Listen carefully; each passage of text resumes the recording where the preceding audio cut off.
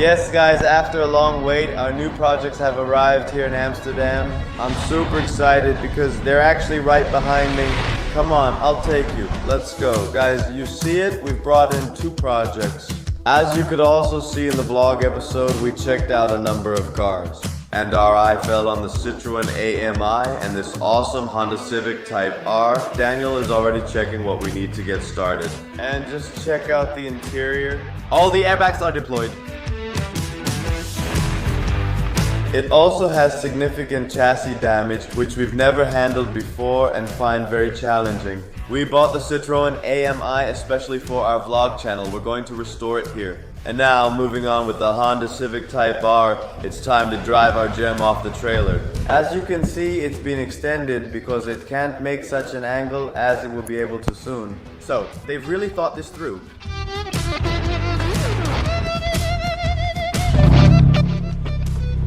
As you know by now, this car has underbody damage, which means all the radiators are damaged, and as a result, there's no coolant in the engine. If you leave this car running for more than a few minutes, the head gasket could get damaged. Or even worse, the engine could suffer irreparable damage, which would mean it needs a new engine. As you saw the 2 vehicles on the trailer, you probably expected that only one of them belongs to us. That's not true because we got it for free. That's not true either. No, we just bought it along with the other one. If you want more information about the Citroen AMI and what we're going to do with it, follow us on Twins, Television Vlogs. We'll likely fully customize it there, so if you're interested, follow us for a while. One small thing, if you look past the damage, this thing is pretty much as good as new. Look, it's beautiful and has great potential. Enough talk about the Citroen AMI. Let's move on to the real content. And that's the Honda Type R from 2015.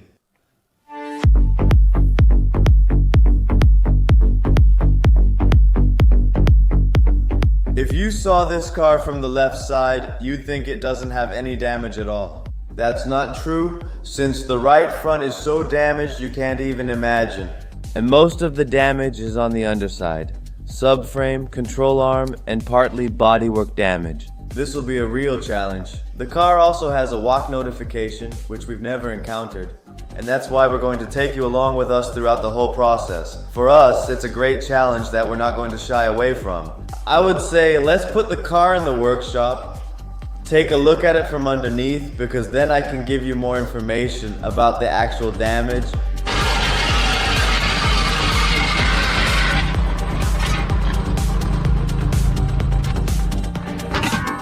What do you mean by underneath?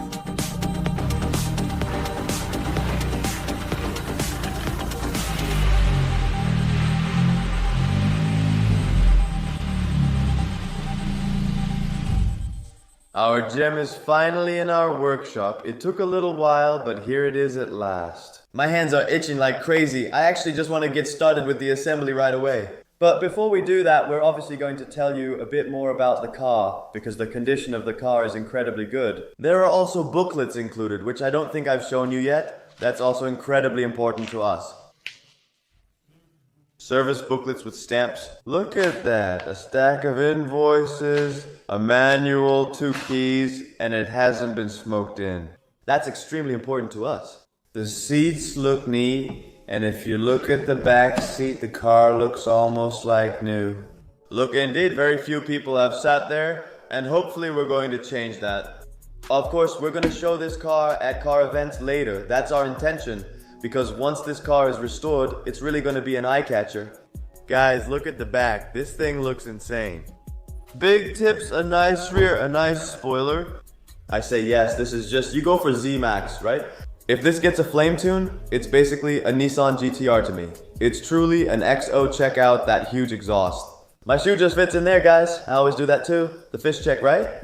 Well, it actually does fit in there.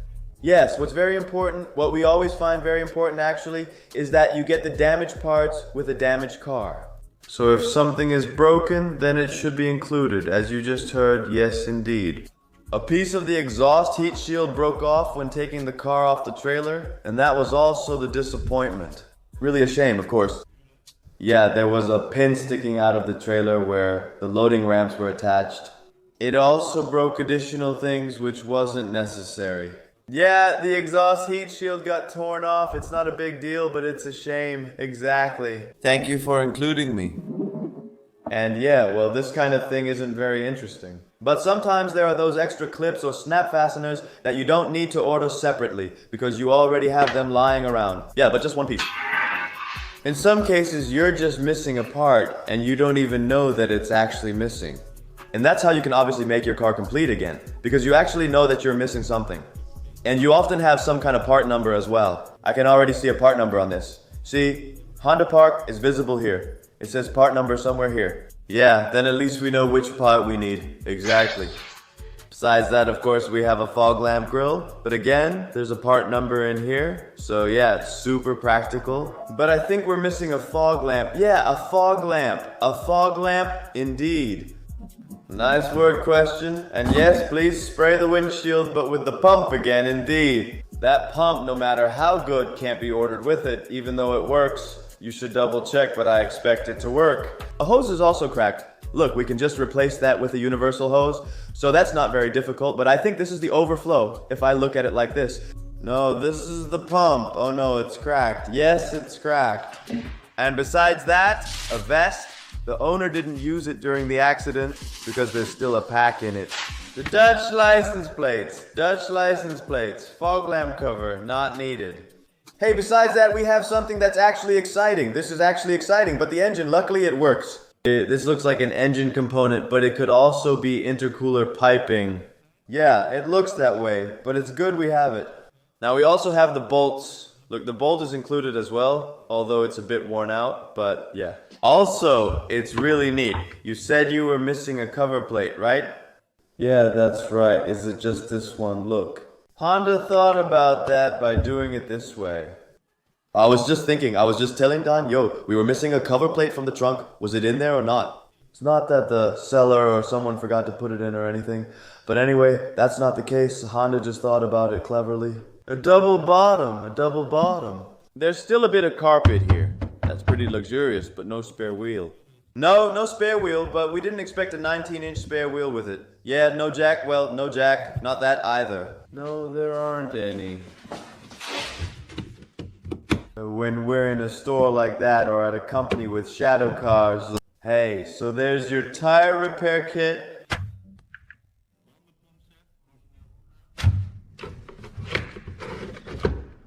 Is it going to stop? Good news. The more complete the car is, the better it is for us and for the sale later. Now that we know what's included, we'll move on to the interior. That's actually spot on except for the airbags that have deployed, right, Don? Because we also hope that we can save the headliner. I'll show it as well. Go learn on that side, go learn on this side. Ooh, just a piece in the back. As you can see, I'm not sure if it's very dark, but the curtain airbags have deployed. Only on the right, not the left. The impact was just on the right, correct? That's right, same here. Look, there are some creases in it, but we know from our BMW repair experience that we could fix that by using a heat gun. And once it was back in its original place with the original airbags in it, it would be fine again. On the other hand, the seatbelt tensioners on your side are locked. Let's see. This one is indeed stuck. We'll have to find a solution for that, but I think it can be reset. HDMI inputs, USB input. Yeah, this thing has all the conveniences, which is really awesome. This is edition 896 out of 3,000 pieces. I honestly have no idea how many of this type R were made, but if you take a look inside, it's really awesome. And everyone is also talking about the manual transmission of this K20C1, if I'm correct. It shifts so incredibly tight and short, it's really amazing. Just not a mischief gearbox, a really tight transmission if you ask anyone. I can't judge it yet because I've never really driven it, but let's turn this on for a moment because it's really cool. Yeah, if I can just look past that airbag for a second, I can lower your steering wheel anyway. It's already down. But this is a digital dash. Guys, super sleek. It still has standard gauge points, but you're really just watching your tachometer. Yeah, indeed, now that you mention it, look, start spinning. Oh, we're missing the key. On the roof, I think. On the roof, let's check. Yeah, indeed, like that. Yeah, without a key, this is really a car that gets me excited, you know? Yeah, it's a unique car again. It's not an exotic Ferrari or a Lamborghini like we've done in the past, but still, this is a car that really gets us excited. Hope you're excited too, since Honda content always does well. On the other hand, the keys, it's keyless, which is also super nice. That's really modern. Well, even back in 2015, actually. But yeah, I've never had a car where I could connect a television to it. It has an HDMI input, so maybe you can actually watch television on it, on the small screen. Try pressing it, yeah. Look, that's really weird. Do you see that? Oh yeah, what does it say? Radio Type R, super cool. Does it all work? Yeah, it's good, it is. Oh, maybe I should turn on the ignition next time. Wow, a needle sweep. One more time, almost a full tank. Yeah, really. Yeah, that needle sweep, one more time. Right, nice. And what I also think is really cool is that they actually thought about it. It's like you have a head-up display in this car. It's not a true head-up display, which is projected on the windshield. In this car, it's simply on the dashboard in front of you. That's funny. It's clean and immediately shows some errors. Remote battery replacement. Hold your brake and clutch when starting. Yeah, that's pretty clear. Check your system. Haha, yeah, that's pretty clear. Everything is open in the thing. Asking, what does he mean? Do we have a power steering failure? No, because it was working. It was working? Yeah, I think so. Okay, yeah, of course. How many meters have you already driven? 5. Yeah, exactly. Tell us in the comments if you know if this is the original radio. We think it is because it shows Type R when you start the car. You never know. App radios can resemble the original, and the onboard doesn't show how severe the crash was. Can you see the last top speed? Let me check. Still, a lot to figure out. Unfortunately, we can't see what the previous owner did with the top speed. That would have been funny, but as you can see, the dashboard needs replacing. A windshield, roof airbag, and seat airbag under Daniel. Yes, here, because it deployed. It's completely torn open, but we think we can repair it. There's plenty of fun content in this car, including many things we haven't done before. That makes it super challenging for us again. Let's continue with the damage. Of course, we have a lot of damage to the front, actually even more underneath. For that, the car needs to go on the lift for a moment.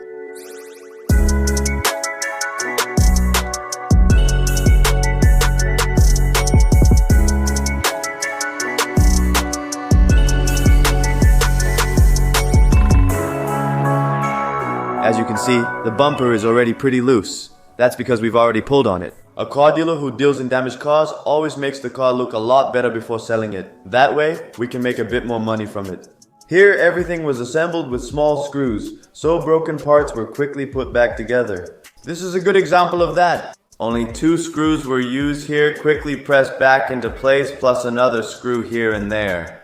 Yeah, that makes it look a bit more complete again, right? Yeah, they also say themselves, look, when a car like this comes into them, it's actually in such a shocking condition that nobody would want to buy it. And if we just spruce it up a bit, that car will simply fetch a bit more. At this company, they ensure the car is always rollable, so a control arm and subframe had to be replaced. They do take up plenty of space in the car. Not that you can't see that, but more just so the car can be rolled or driven off the trailer. So it's more for convenience actually, to cover something up. Does everything still feel okay? Yeah, basically it does. It's got huge 19-inch wheels with Pinot tires, and those tires are pretty much as good as new. Take a look at the Brembo brakes on this car. I think these are just the same brakes as on an A45 Aufrecht, Melker, and Grosses-Bach. That one also uses Brembo, just without the big Brembo logo. But yeah, I think it's Aufrecht, Melcher, and Grosses-Bach. We tossed out those old brake discs because of their size, but these new ones are also huge. Those large rims and small tires give it a truly unique look. For a car that comes straight off the line from the factory, I have to say. They're also comparable in price to the Aufrecht, Melcher, and Grosses-Bach, or a Golf Grand Touring injection, so you could definitely compare them to those. Also in terms of power, I think their parts are a lot cheaper. Because it's Honda, I don't know. I feel German car parts like for Mercedes or BMW are always a bit pricier. Those are top of the line. How expensive are the parts? But anyway, if you look here, if you look inside, You actually don't see that much yet. Oh wait, you do see a lot. This is all crumpled up, guys, and that's a bit of a problem. I would say let's lift the car a bit higher, then we can take a better look at the damage from underneath. And Don, have you seen things that make you realize you're actually happy? I also noticed a parking sensor here. So far we've been able to make the right assessment. And now let's take a look at the car from underneath.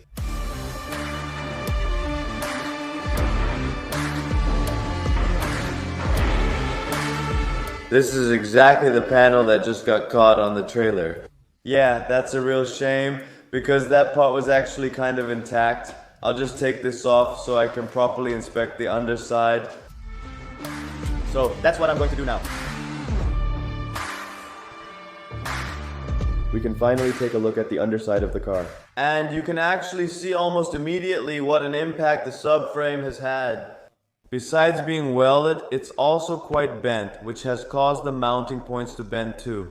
As we also saw from the front, this part here on the right front is pretty crumpled. A completely new piece needs to be welded in there.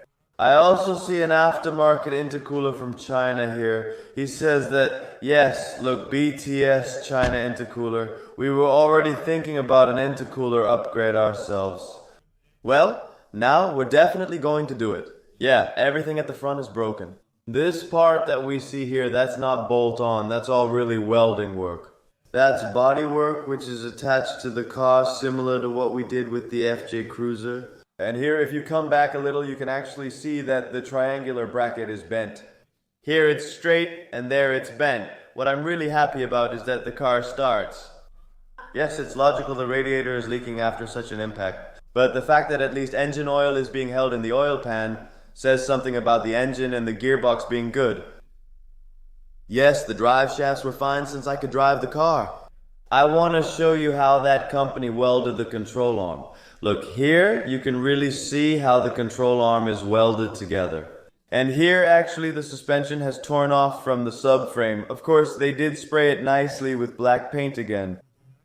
But yeah, on the other hand, this thing is also completely bent like a banana, while it should actually be straight here. Do you see that? Completely straight. And here, as bent as a banana. This rim should be straight at the front of the car, as you can see here. There you go. Do you guys see it? There's such a big bulge here, it almost looks square.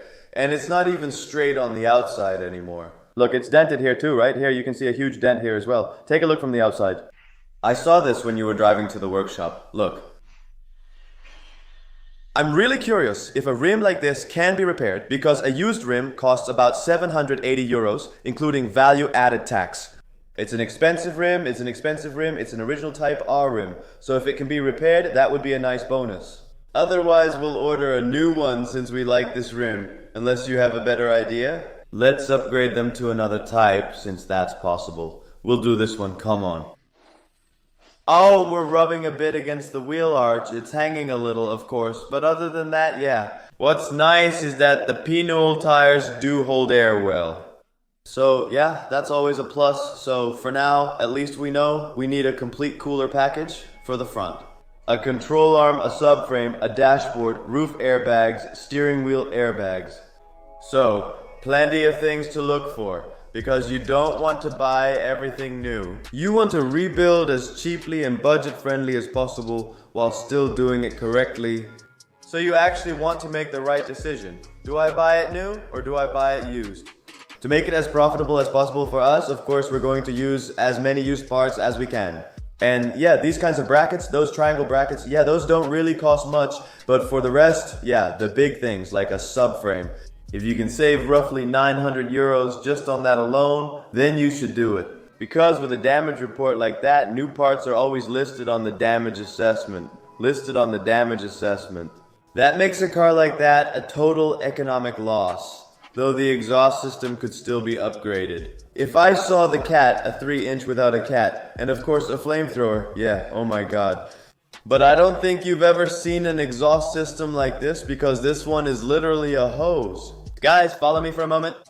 It goes from the top like this, that way over the subframe, then it goes that way, all the way to the back, up and over the rear swing arm. And then it splits into these really cute little things. We don't have an end muffler. Well, here, no, two little end mufflers, yeah. But is it an aftermarket exhaust? No. Isn't there supposed to be an end muffler here? Look at this. You know, something is supposed to be here. Do you see that? No. Yeah. Maybe we still have a nice one somewhere. No, but it's really thin. This is pretty quiet. What is this now? But it does look aftermarket. There's only one way to find out. Maybe when we take off that exhaust stone later, because I think it needs a different one. Does it have a dynamic chassis? Anyway, it's really a fantastic rebuild. Here's a welded engine mount. Do you see it? It's broken again. Yeah, broken again too.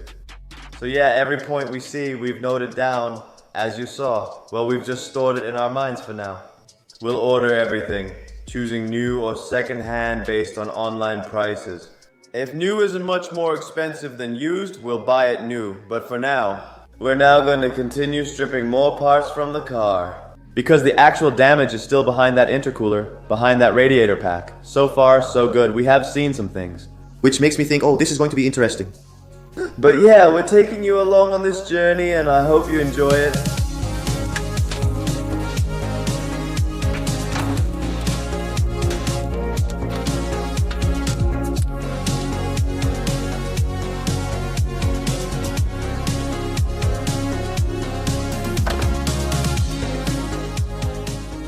But the view hasn't moved back either, right? If you're being realistic. But as you can see, everything here is still perfectly straight. And if a wheel folds back like that, you can see here that little thing is bent. Yeah, okay, but what about the rest? Of course, we also have a door that's a bit warped, right? Yeah, the corner of that door just doesn't close properly anymore. But no visible damage yet. Really not. On the other hand, we do see that our fusée, just like with the Aufrecht, Melcher and Grossesberg GLA, was also bent. And with this one, we can actually see right away that it's bent too. Either we need a new shock absorber or we need a complete fusée, or everything in one. Let's see what's being offered for sale. Yeah, I'd say let's continue with the disassembly of the headlights. Then we can take off the crash bar, then we can remove the coolers and the intercooler. And then we'll actually have a better overview of what the damage is, how the damage is, and I'm really excited because for now it doesn't seem too bad. But later when we probably start mounting the subframe underneath, we'll see that everything is completely crooked. And then we'll be scratching our heads again, so for now, thumbs up.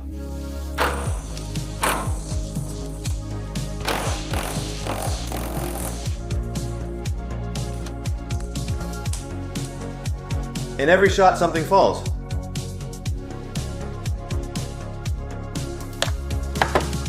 I'm already starting to love this car. I don't know, this thing has stirred something in me. This is just who I am. Not just because I own it, but I think this Civic Type R model is the most beautiful ever. It just looks like an exotic car or something, even though there's already a new model out. And I think that one looks like a Prius, so you get what I mean. I already like how this thing works, even though I haven't worked on it that much yet. When I see how this thing is put together, I think, yeah, it's also very accessible for someone who doesn't have much experience working on cars. Yeah, so it's definitely not like an Aufrecht, Melcher and Grossasperg or something. Yeah, that's way overcomplicated. And this, on the other hand, is just back to basics, right? Yeah, pretty much, yeah. It's like working on a Lambo, but just back to basics, so that's pretty nice. The only thing is, there are 4 connectors on that headlight, but they're really nice headlights, so yeah, that's what I mean.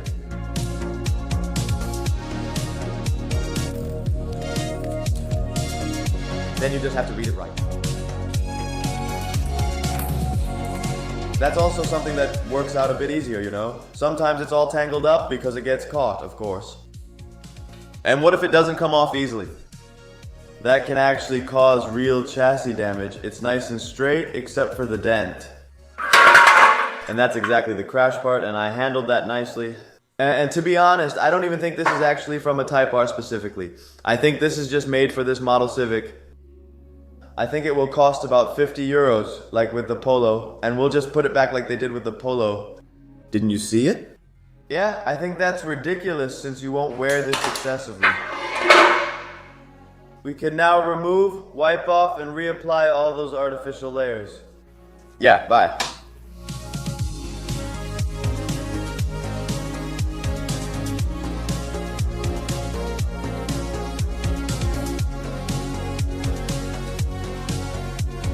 As you could just see in the time lapse, we've got this ready here.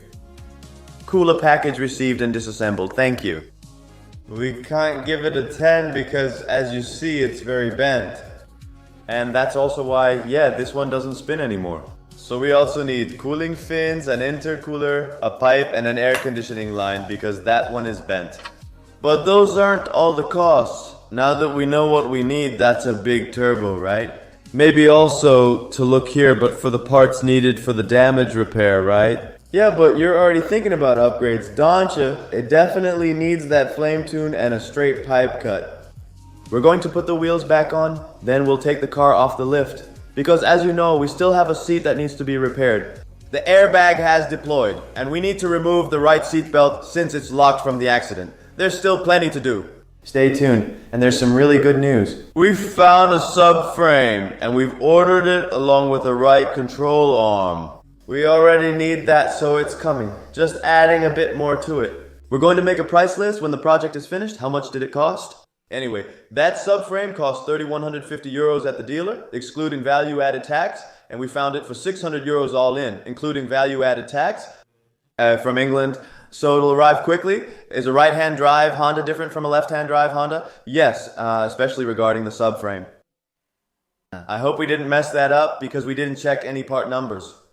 We were too excited and rushed the order. Now we'll lower the car, remove the seat, and take out a seat belt. Because those are things that have to be done anyway. Once the subframe is in and the control arm arrives, we can continue with alignment work. Carry out, let's go.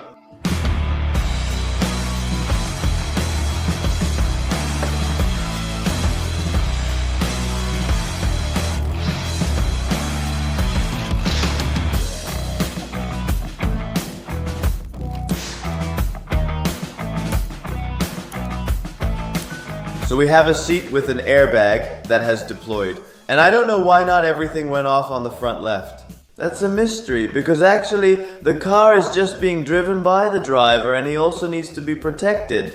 So in that case, it does make a difference. I think that's a nice statement. The car is driven by the driver. That makes sense too. But anyway. We're going to take the seat out now anyway, because it needs to be repaired. If all goes well, you can sew those stitches back up, so you won't be able to see anything anymore. The airbag also needs replacing, which is easiest with the seat removed.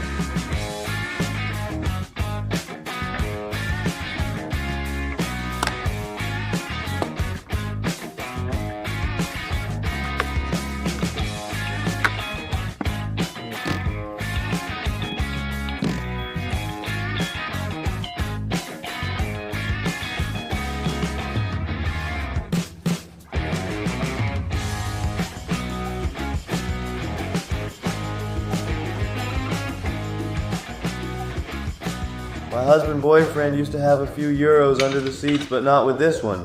We didn't get any money back, unfortunately.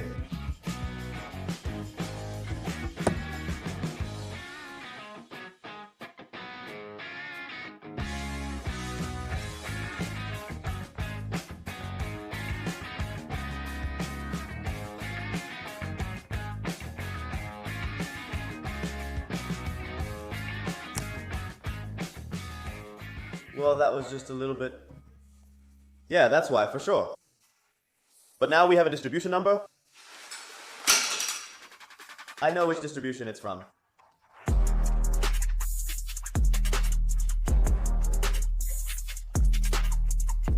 Plastic fantastic.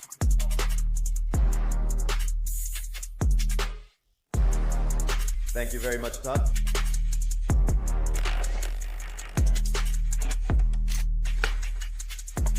Bye. See you next time.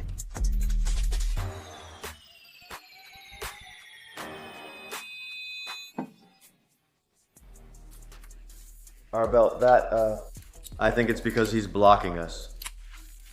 It breaks completely and gets stuck. Yeah, there's also that gas in there, right? What's it called? That's ignition, right? Maybe the cheapest thing, instead of having them repaired, is to just buy 2 regular ones from a Honda Civic that aren't red. And you have those red seatbelts moved over, but everything else is original. I just want to keep it like this. It all just looks pretty nice. Piccata, Autocata seatbelts, sick.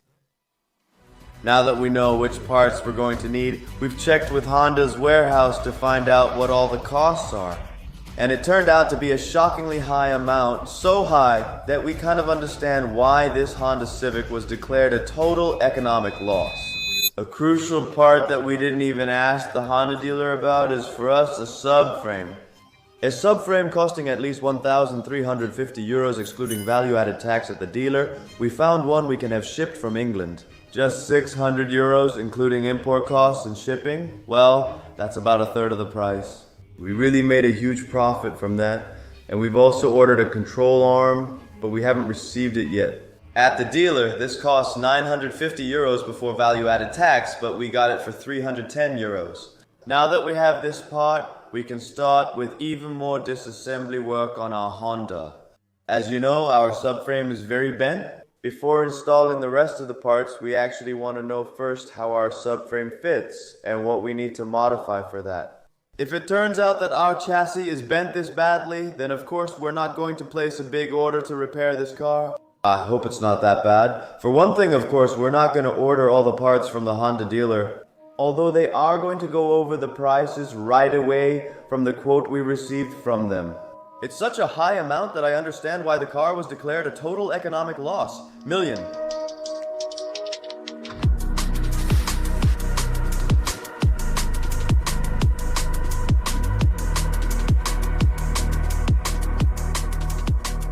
The subframe that arrived here came from a car with about 30,000 kilometers. That's why it's in better condition than ours, especially since ours is bent.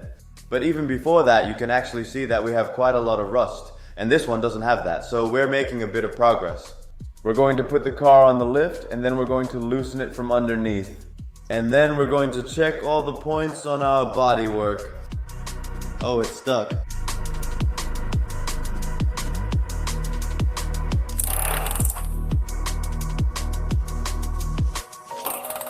After loosening the steering rod and stabilizer bar, repeat on the other side so we can remove the subframe soon.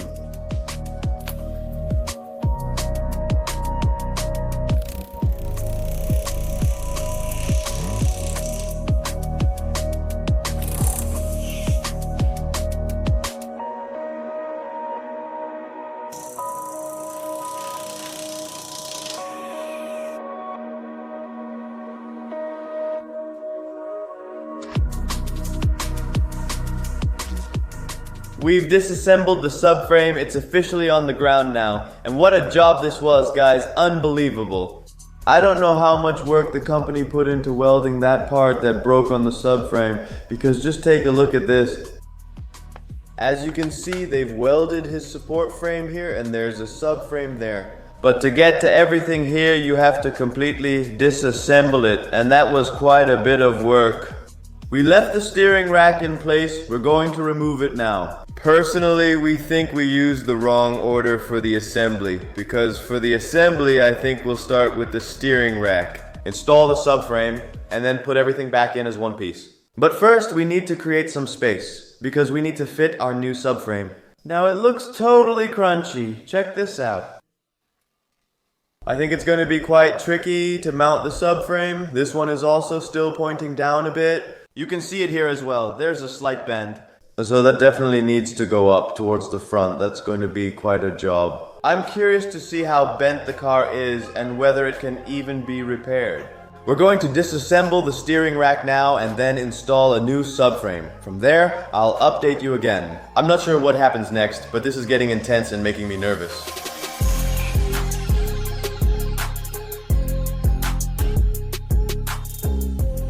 There it is, guys. But we still had a little issue. We thought maybe that drive shaft part could be mounted on the steering box in a different way, which would actually make your steering wheel not line up straight with your steering box anymore. But of course, Honda came up with a clever solution for that. They also drew a line. So that means that the company where we bought the car also had all of this taken apart. To get all of this done, well, I can tell you it's quite a lot of work. We quickly noticed the rubber parts on the right are broken. We'll replace those and also immediately replace the ones on the left. Both of them.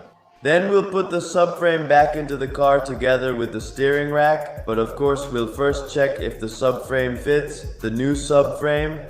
If that doesn't work, you'll need to use a lot of force on the car, which isn't very gentle.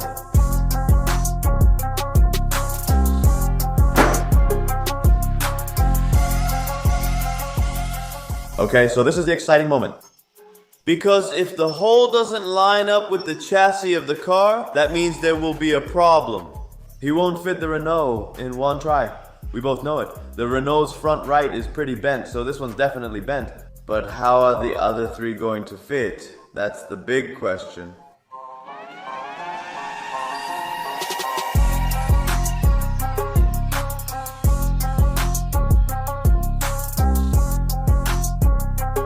Let's start with the good news. The car's geometry hasn't changed. In other words, the 3 points where the subframe is attached are fine, so it hasn't changed there. Only on the right front, where it took the most impact, that's bent, right? It's really massively bent. Yeah, that's what I'm saying. Those 3 mounting points, they went in really well. So those, and those. Those went in just fine. Only the right front doesn't fit because, yeah, that's really pushed far back. Yeah, you can see it in everything. Like I just said, there's a bend here. You can see a bend here. You can see this one isn't straight now. It's folded here. You can also see that this whole part has completely changed. Yes, we're going to try to fix all of this ourselves. I already have an idea seeing this of how I want to approach it. However, I do think we need to replace all those parts because they're bent so far. And if een Rijksdienst voor het Wegverkeer inspector walks underneath, it just has to look as original as possible. And I don't think that if we start hammering on it, it'll ever look like that again. So what's really important right now?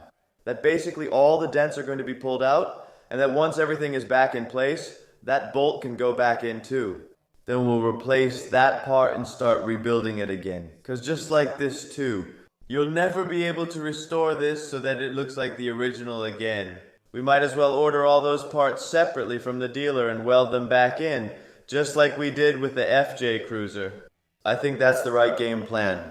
On the other hand, I already have an idea in my head about how I'm going to make a tool now to secure it to the bridge again with those tie-down straps to try to pull out that dent. We knew it was going to be a challenge. It has worked out pretty well so far, but for now I'm going to make a tool myself. That we can pull on here, and that's what we're going to do now. Let's go.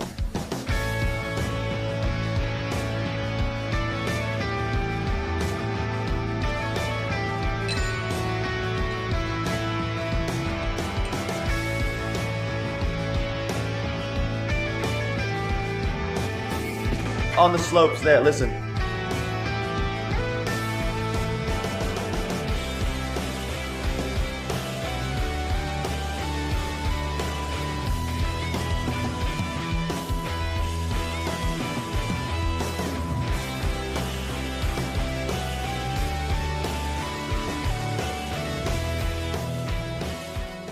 Have now reached such a point that the damage is actually, as it were, destroying itself.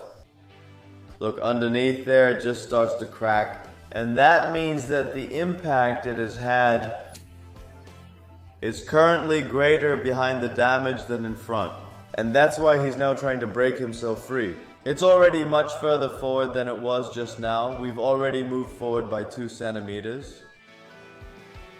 And for height, let's see, keep sleeping. No. Not quite yet. That side actually still needs to go up a little bit. It's a new day here and I'm on my way to the Honda dealer in Amsterdam. Because as you know, we got a really hefty quote to fix that car. But we're gonna go over that with you in a moment. But before we do that, we're first going to pick up our new chassis parts at the Honda dealer because they're ready for us. And those weren't even on the quote yet. I'm excited to see those 100. And then later we can also make an estimate in the workshop of how much work it will be to replace them. Because we've already straightened out quite a lot, but a lot of it just isn't possible. You'd first have to grind away some parts in order to pull out more. If all goes well, Daniel should be there too. We'll see each other there.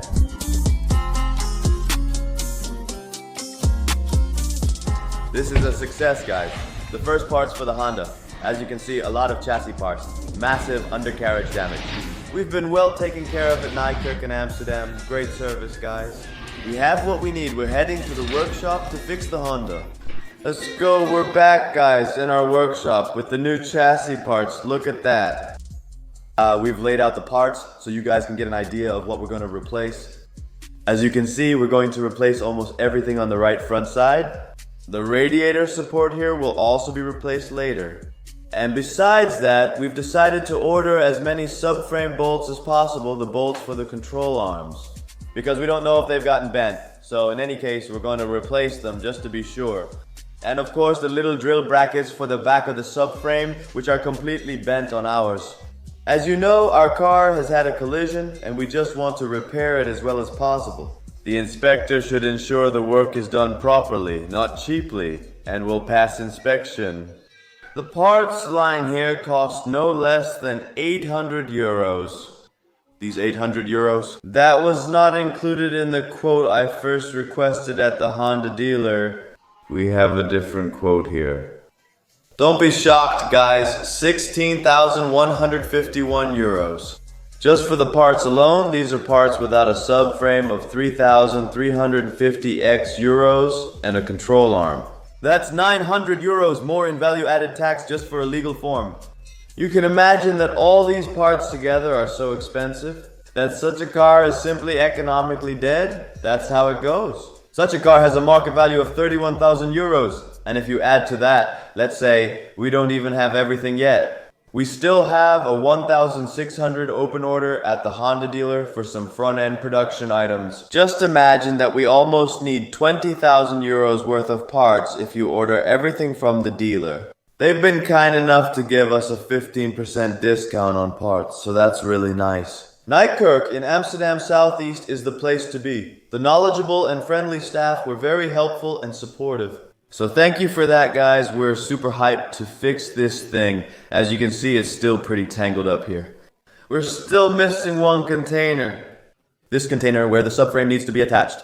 We're going to use our newly used subframe as a reference point front and front, and from there we're going to rebuild everything.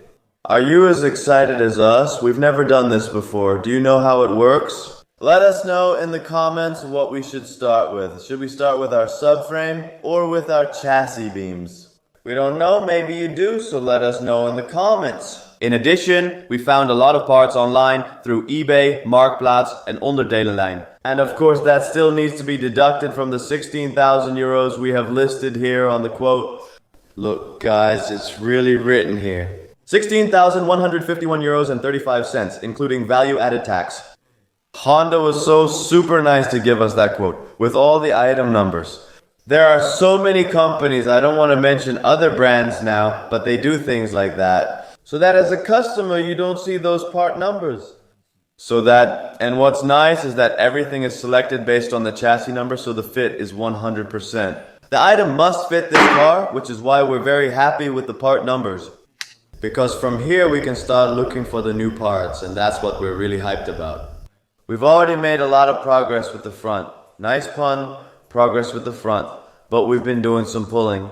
We've already pulled out part of the dent, but we can't go any further with our strap and tools because it just won't budge anymore. So the next steps will be, of course, to level the whole car. Check the damage, see how far it has sunk down. From there, we'll decide what to cut loose. We already know we'll replace these parts if needed. And of course, a few more chassis parts that will arrive here in the next few days. This just has to be as close to original as possible. It's a hugely important part. Since your subframe is mounted on it, you can't cut corners or the car becomes dangerous. Lastly, just to give you an idea, I want to show you how the parts arrive. As you can see, this is one part that you can just order like this. We're actually quite happy with that. Because at first we thought that each plate would just be delivered separately and that we would have to spot weld everything together ourselves. But fortunately that's not the case. Once we've removed the front, we can actually start jacking up a bit, raising the right front since it's much lower than the left. We knew this would be challenging, but not to this extent. However, we were aware of undercarriage damage. This is probably very complicated for us, but it might not be for someone who does this often. This is our first time, so it's very educational. Maybe we'll start straightening our crooked Honda Civic Type R ourselves. In the previous episodes, you could see that we started straightening the Type R ourselves using tie-down straps. Unfortunately, we couldn't remove all the damage, only a small part, which wasn't enough. To lift the chassis part that's down on the front right side, and that's why we've now bought a Blackhawk dozer, which is an official frame machine, but with it you can clamp the car in place, right? And this should do the trick. We spoke to the previous owner, the one we bought this thing from. He spent decades in the collision repair business, and he also says that our damage is actually peanuts. And that it should be fine with the Blackhawk dozer which we brought in. He gave us a few tips, and I'm going to use those today. Before we can actually start straightening the car, we first need to lift the car up. And for that, we need to install 2 of those support beams on it, so that we can later anchor our pulling bench to this. Before I can install this, I need to measure it first, and then I can install it in the correct position. So they're installed evenly on both sides. After I installed these 2 support points, I had to insert a long pipe through these 2 supports, and our pulling bench will be able to brace itself against this later. But that will become clear in a moment, what a struggle it was. To get the car onto its stand so it can be pulled. Actually, it's kind of like a bollard, which you use to set up your alignment bench against. And in relation to that beam, does it basically push itself off from there? The car was so light at the back that it actually wanted to tip forward, so I supported it. With wheels at the front, we still need to check later if it's level. I'm not satisfied it's on the wheels since it's also leaning on the rims. So I think I'm going to add some weight to the back so that the car actually kind of wants to tilt backward instead of forward. Time for a new game plan. It's still my first time for me, and yeah, you learn by doing. It'll work out in the end.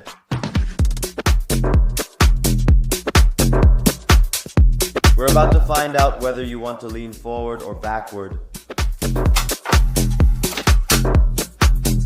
I'm also going to secure the bridge for a moment, because when it's locked in place, it's actually level as well.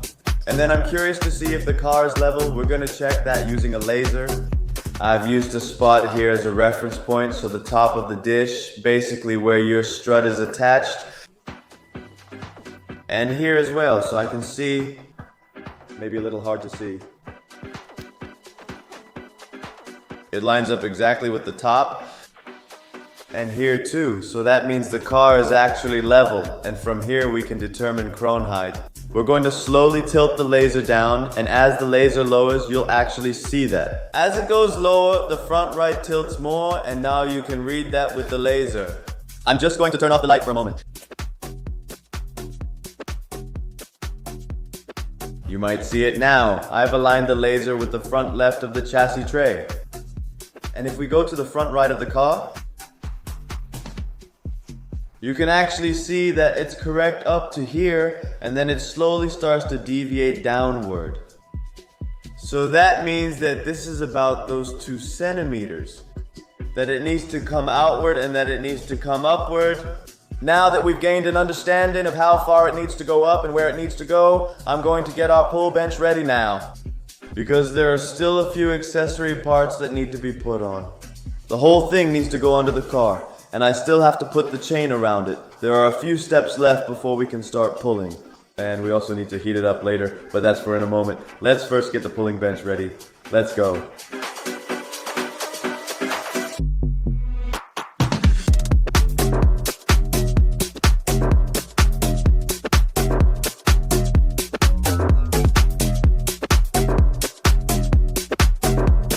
As you just saw in the footage, we had to lift the car up again because the car was actually too low for the pulling bench. It can brace itself against the beam as shown.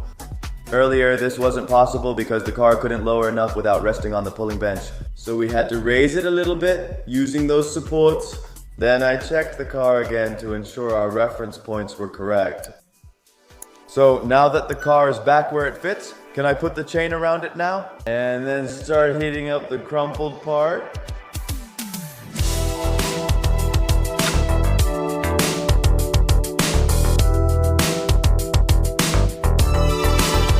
As you can see. That's what I think. really a huge amateur. Because I put that resistance plate on the wrong side of our lathe. So it's not bracing itself now, but it's pulling away from it, so I just need to turn it around for a moment. Once that's sorted, we can finally start pulling. Our music? Music.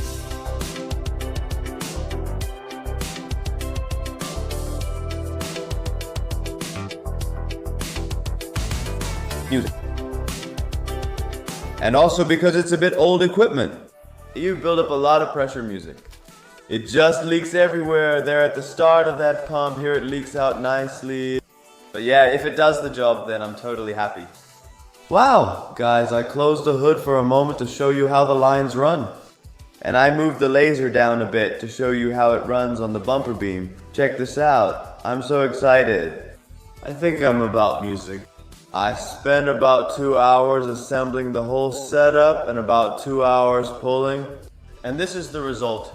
Check out the hood, it closes here, it lines up evenly here, music, and on this side.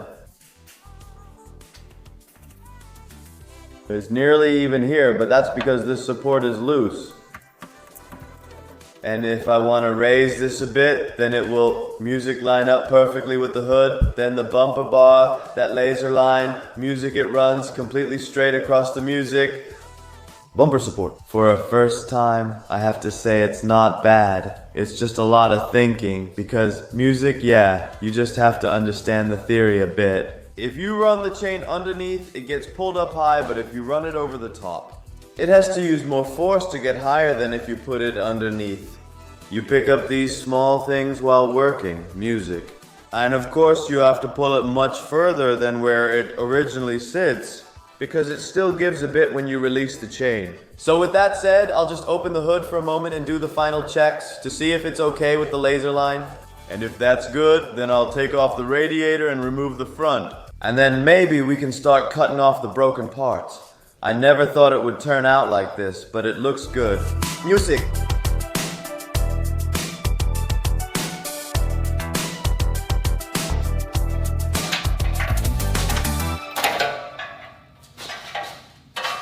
It's a new day, and last weekend I made a spearhead, because that's very important to have. When repairing a car with a spearhead, you can measure a car diagonally. This is how it works. You set it, as it were, on 2 points on the car, both on the left and, should it be the same as on the right? A diagonal measurement on a vehicle is super important because a car is always symmetrical.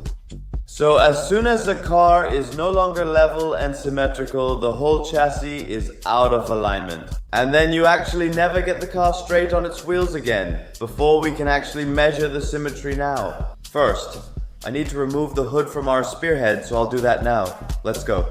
Music. Yes. Music. Now that I've removed the hood, I can show you what those fixed points are. As you can see here, there's a hole in the chassis. And yes, if something gets bent on such a beam, then a hole like that will always shift from its original position. So now we need to check if the beam on this side is positioned just as far as the one on that side. And we can only do that in one way, by measuring the symmetry, like diagonally to the left and diagonally to the right. And then we always have to stick to the symmetrical points, also on the front beam. And if that is level, then you actually know that the beam hasn't shifted away from that side. And then we can continue with dismantling the damaged parts on the car. Because I grabbed the new parts for a moment. And we bought a bit more than we needed because we actually bought this whole piece. And personally, I don't think we're going to replace that. I think we're only going to replace the lower part. Up to here. And what is all crumpled here? So that's the suspension part of our subframe, and that's how it normally looks. It's a world of difference. So we're going to measure the symmetry. If that's correct, then we're going to remove all these little spot welds by drilling and chiseling. And once we've removed the damaged part, we'll see how our new parts fit. That's the plan for now. And again, I'm not a body repairman, but we can replace parts on a car. But as soon as it comes to alignment work, it's still a learning process for us too. So if you know better,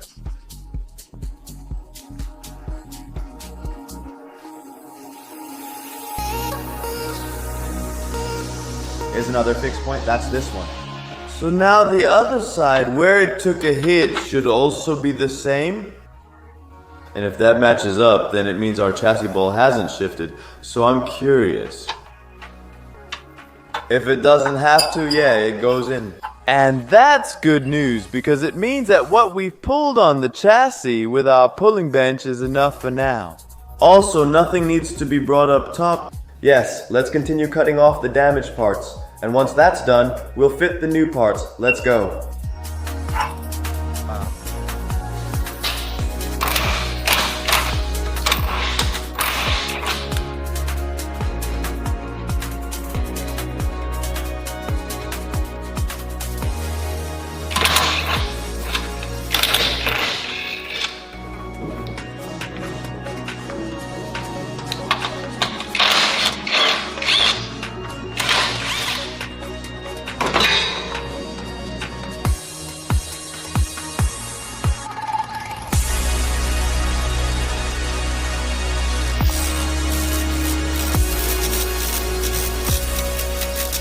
Look at that. It was quite a struggle to get this loose, but we did it, guys. The part we're going to completely replace, I had to drill out all those spot welds around it, so this part comes out. And then we're just going to replace this in a moment. Well, I say in a moment, but with the new part, which is perfectly straight, it comes from the dealer. And we can also use this as a reference to put it back. Because if you try to order an imitation, it might differ, but if you buy it from the dealer, it's 100% the same size. So what now? The idea is actually as follows. We can just put this back in its place. Actually, we can't yet, because the bottom part is still attached. I'll take that off now, and then we can see how the new part fits.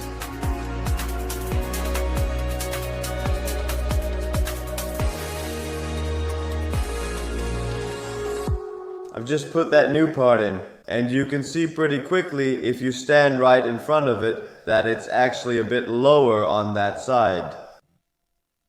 After loosening and taking it apart, you can move this back and forth again as you see. So that needs to be put in the right position when welding back all those weld spots, as you can see here and on the inside. And here it doesn't really line up with the holes yet, which it did before. Inside here, there's a small notch that you can still see here. And that's what we're going to fix in the next episode. Beach Bar has officially gone on a straightening bench. Oh, that means one thing, we're going to make progress on the car. As you can see, we're at a very nice company here in Bunschoten, Schadebedrijf Vrolijk. Yes, they're going to help us finally get the car back on its wheels properly. Are we going to make progress again in our damage repair process? As you know, we've bought our own dozer. So we also think that the dozer isn't actually strong enough to pull the chassis beam as well as it needs to. That's why we've partnered with this damage repair company. And let's introduce Michelle. This is Michelle and this is your company. How long have you had this company? 13 years? 13 years? That really means expertise, guys. And that's what we need because we couldn't figure it out ourselves. Michelle doesn't find damage very complicated, as I understand. Yes, luckily. A fancy Porsche caught my eye in the spray booth. I have to read its name because I don't know it. It's a 928S and the thing is just a wide body and it definitely deserves a feature.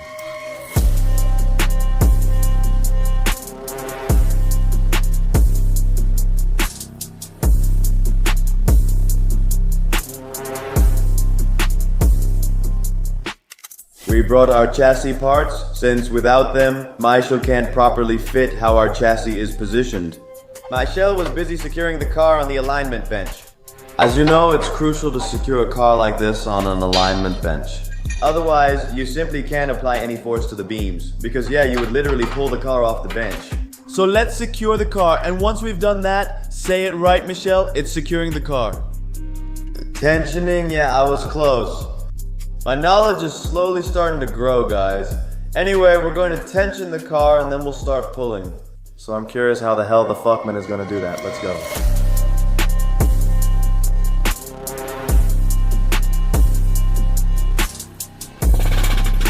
I've noticed everything here runs on air while we use a jab.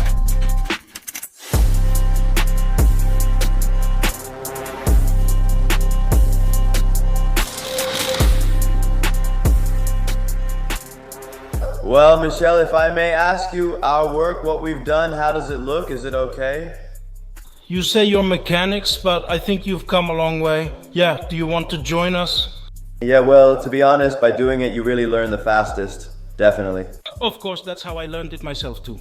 But if you look at it like that, then it's actually quite doable. Because I just saw that you also checked the underside of the car, and that all looked good to me.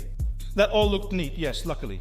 Yes, luckily, so. The damage isn't too bad after all. And what we drew is actually already in the right position, isn't it? Yes, all the measurements are correct because all the bolts line up.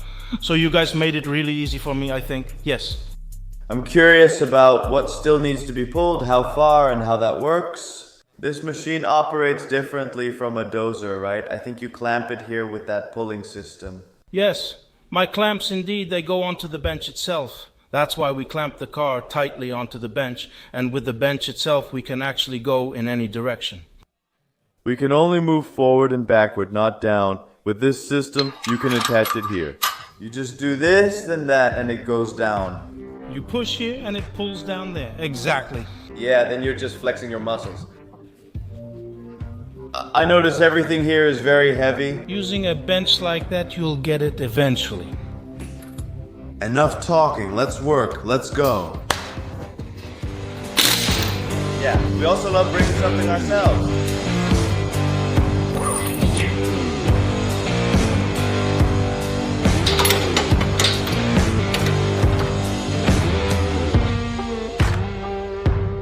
It's time, guys. We're finally pulling a bent chassis beam, and I'm curious if it'll work. Wisha needs to adjust to being on camera. He's used to doing things quickly, but with us, everything varies in speed and the camera is always present. So yeah, I'm curious which way he's going to go. Am I standing here safely?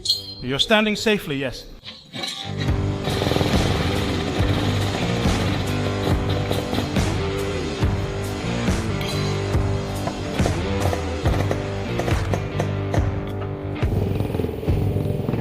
He just says to nod. Well, we've done quite a bit of pulling. It's already straight at the bottom, as you can see. We're straightening this here. If you look at this, it just needs to drop a little bit here. And for that, we have a smaller clamp. And for that, we're indeed going to put on a different clamp. Just to get that last bit right, no? I'm not the expert. He is. I don't really have the setup like a teacher or anything. What kind of bench is this actually? That's a data liner. Wow, cost. This is something else. It costs a lot, huh? But I'm really happy with it. It looks much better. Yeah, 100%. Look, music and the last fine-tuning. Yeah, and that door, does it come from the chassis or just need adjusting? Is that just a matter of adjustment? Because I've heard that before. Indeed, that those doors can be adjusted quite a bit, right, on those cars? That's right, yes. At most body shops, we just adjust it and sometimes need to help more by bending it slightly. Yes, I've heard that too. Indeed, bending. I already heard that term. Actually, bending? Sometimes. That's just necessary, and most body shops will recognize that. You already said it landed on the lock, which is why there's some resistance. Yes, we're going to adjust it first without the lock pin, and if that's good, we'll put the lock pin in at the end. But look, here, it's sticking out. Yes, but this plate is also loose, you know. Here you can already see that it's hanging outside. So what we're going to do is we're going to bend the doors so that it's aligned again with the back door, so that's coming later. Alright, I hear you, it's going to be just fine. Usually when you buy a damaged car, like one where the doors are really sticking up, you really need to check how far up that door is sticking. This one is so minimal, it can be adjusted easily, which makes me really happy.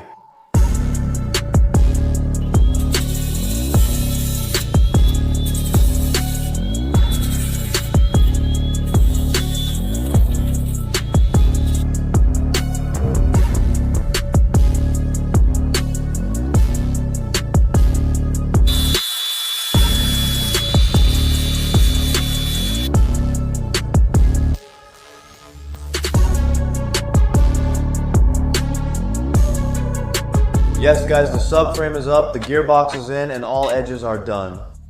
The area is cleaned, the spot weld position drilled out so we can spot weld soon. The gearbox is also in place. Now we're going to secure the subframe at 3 points, and then we'll fasten it, spot weld it, and wrap it up. Then we'll be happy, since that's the company's name. Exactly, then we'll be happy. Yeah, really, this is great, guys, really. As you know, the project was on hold for 3 weeks, and now suddenly just take a step, right? How bizarre is that? Feels good, doesn't it? Feels good? Yeah. Man, finish it, yeah. Okay, coffee.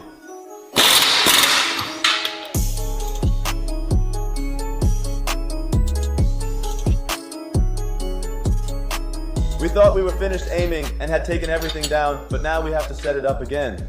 And we're coming out a bit too high and straight, so that needs to go down a bit.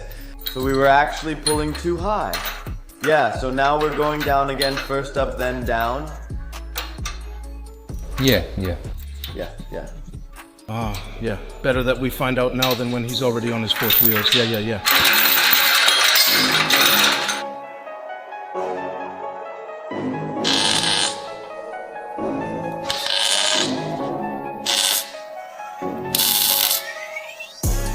Michael has welded the tray completely. However, we still need to do a little finishing work on the front, but we'll do that in our workshop. Other brackets need welding too, but we'll handle that at our place.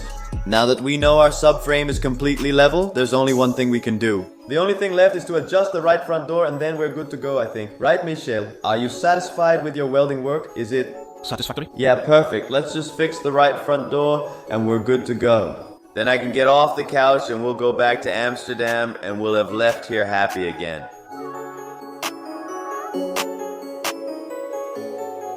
Hey, that door's a bit sturdier. Michel had... It's really good quality stuff, you know? It's a Type R. See how the rubber seal closes now? Much better. But that seam is also great. Yes, the seam is right. So actually, Michel wants to have that car on the ground now. To put more power on it, I'll just tighten this steering rod real quick, not unimportant, and then we'll put it on wheels. Yes?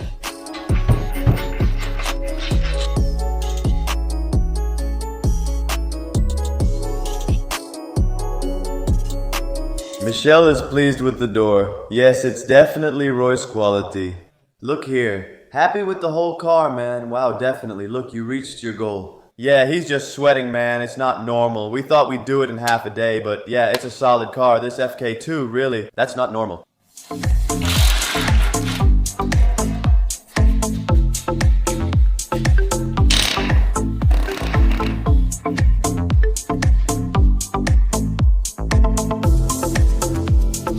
We've made space to install the new chassis beam, and we have a lot of cleaning to do. Because this? You can't weld directly onto it as it is. Is this a chassis beam or part? Yes, similar to a headlight support. Yeah, well I call it a chassis part. And here you have to drill out all the spots that are marked. Super happy with Froller because they gave us a special spot weld drill, and this makes our life so much easier. Because I don't know if you guys know, but I think we've wasted about 10 or 15 drill bits drilling out those spot welds. Having one good drill saves a lot of work and helps us greatly. We also had some true primers, right? Yes, exactly. Zinc primer is a type of primer you can weld through. So once you've sanded it down, you can spray it over and then you can still weld through it. It also prevents rusting, which is crucial when working with chassis parts, sheet metal, or anything else that shouldn't rust. Zinc primer solves that problem. So of course all those black parts have to be repainted white, just like Honda does it. Yeah, we just do those a little bit. That doesn't make any sense at all. No, so we just do those quickly indeed. You can also see that none of this has been painted, and we're going to mask it off and paint it nicely later. You won't see it in the end, but we still want to do it well.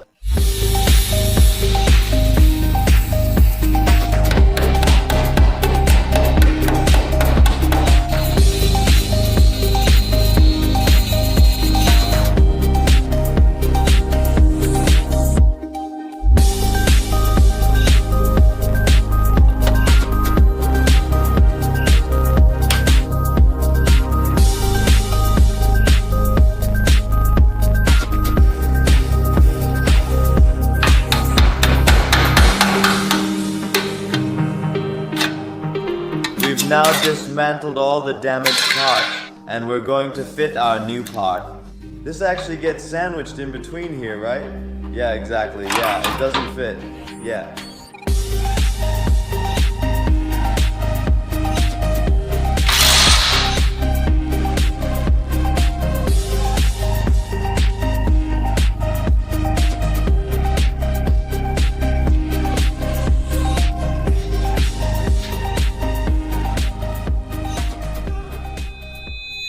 Once we have everything pretty much in place, we're not going to weld anything yet.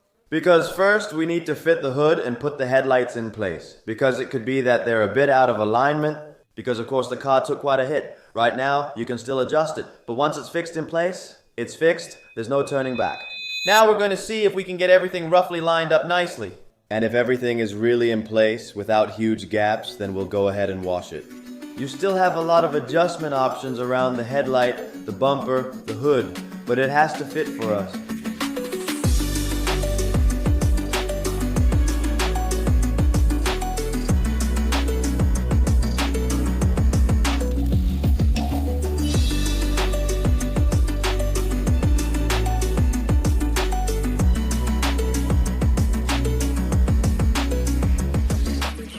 As you can see, the hood and the headlights are installed, and the fitment is good. I think I can weld it now. Minor adjustments like the gaps can still be made. As you can see, it's evenly aligned, which is great. The points need slight adjustment. We'll handle it. The headlight isn't fully secured yet either, but I'm pretty satisfied with the lines. It's just nice, it looks good. And that means we can take the headlight off again. The hood comes off too, the side panel comes off, then we can weld everything in place for good. We're one step closer to finishing everything, and seeing the car like this makes me a bit happy. Because you can imagine that I've seen it without a headlight for months now, and that makes me a bit sad. So thumbs up, we're really happy, we're making great progress, and we're gonna disassemble everything and bake it. Just weld it, let's go.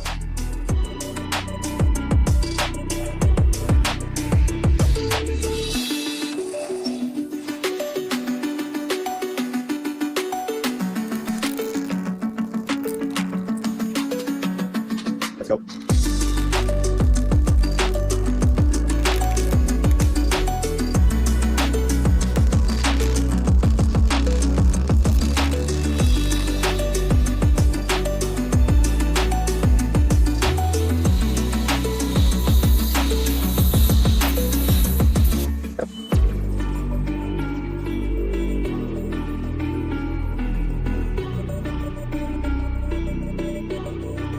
You can probably imagine that a lot of time goes into this, not just in the adjustments, but also in the welding and the finishing of it.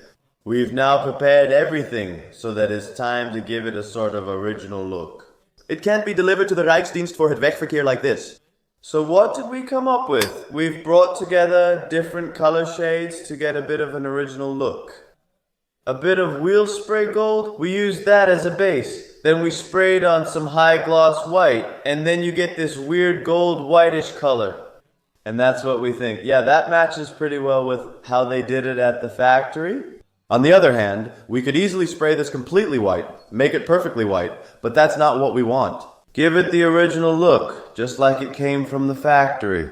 Exactly, that's what we want. Initially, we thought we'd just spray it all white. But right away, you notice something has been done to the car when you buy it. And now we actually wanted to bring it back to a bit of an original look, you know, by spraying it a bit gold, gray, whitish. That's right, yes, because no one in the Netherlands knows, of course, that this car has had damage, and of course, we're also trying to keep it. So yeah, we're going to apply a sort of primer layer with matte gold, and then we're going to spray on a bit of white layer by layer, just like you see here. And yeah, hopefully it'll turn out looking pretty good. Because we've already done this process once before with the Porsche 911 body repair, where the cooling pack on the front right was completely torn off, which we welded back on completely. Yeah, let's start spraying a bit, add a little white, mix it up a bit, then we'll come back to it later. With the final result, I hope we'll be completely happy. So I'd say enough talking, let's go.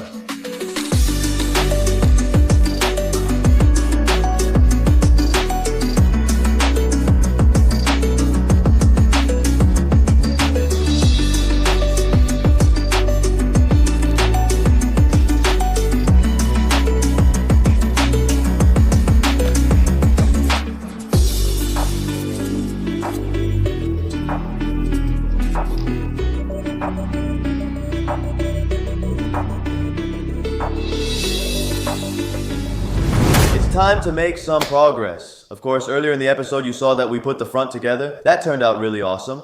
It almost looks original equipment manufacturer with the colors, the way we painted it, but now it's time to get our cooling system sorted out. On the other hand, we were still waiting for an air conditioner compressor. It's here now. And I have to say we were completely wrong about where we were gonna get those parts from. In fact, almost everything you see here are original Honda parts. Except for one thing, and that's the intercooler. The intercooler, on the other hand, is an upgrade. Because this one is not only a lot thicker, but also a lot bigger, which allows the engine to perform better. So that's super nice. The piping is also a lot thicker, so that's definitely a performance upgrade. I think we're going to start by getting our cooling package in order. Yeah, we did a lot of research at the dealer. We actually wanted to order complete cooling fins, but cooling fans weren't necessary.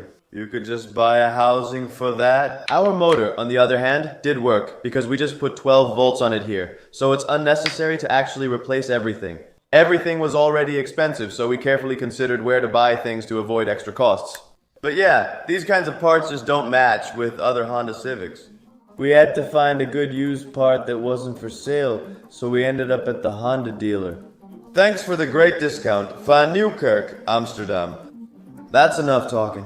We'll sort out the cooling package and reassemble the car. And if all goes well, in this episode we'll have a properly functioning car that doesn't overheat anymore and that we could actually test drive.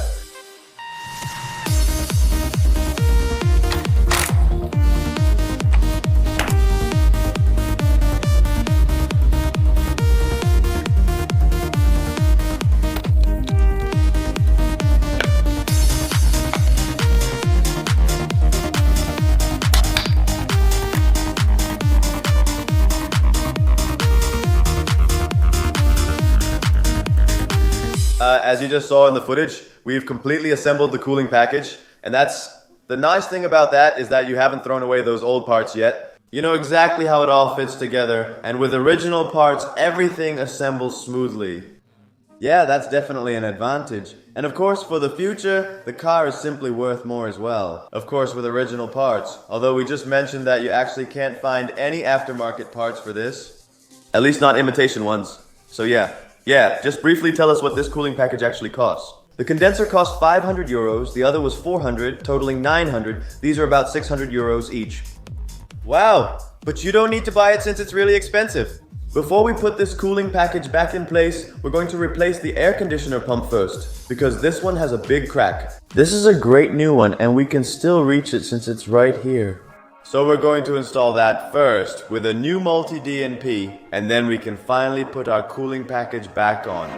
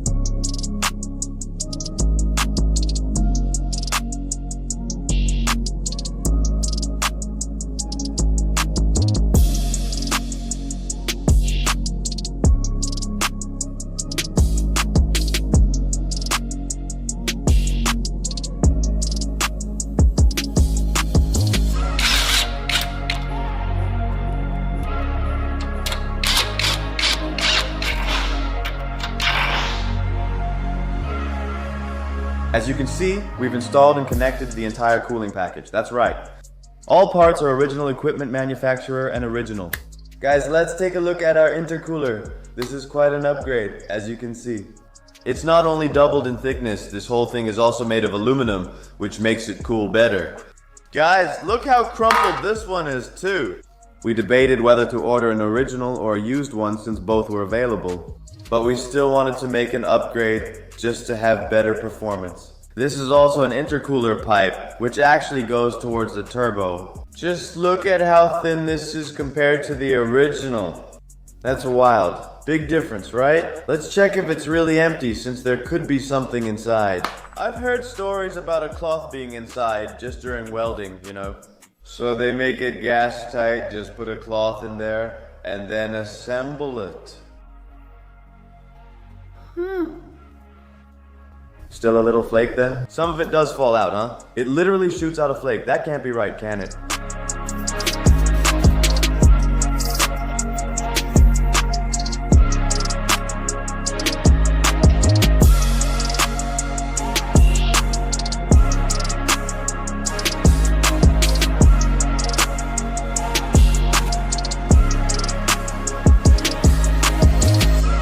And then I hand you the key. Don, thank you. We haven't heard that in a long time. Not only that, so it's never been this complete before.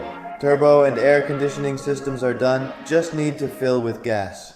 And the radiator is now filled, so it can't overheat anymore. Everything is just perfect. By the way, the cold start of this thing sounds nice.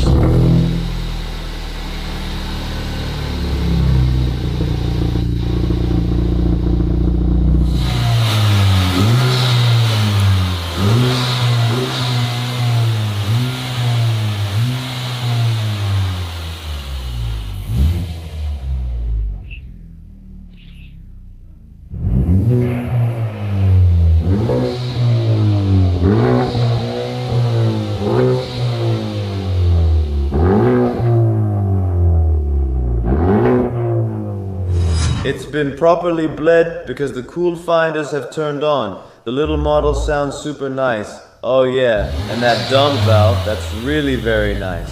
What progress in the past few days, guys. Not only has the front been welded in, but the cooling system has also been completed, and of course the rest of the things attached to the cooling system as well. What else are we gonna do? Maybe put in the headlights and the eyelash bar, and then we'll call it a day. And then we've really done a lot in this episode. Let's quickly put those few things on, check if the headlights work, because we haven't done that yet either. Is it a module, a part, or a lamp part? Let's put it on and go.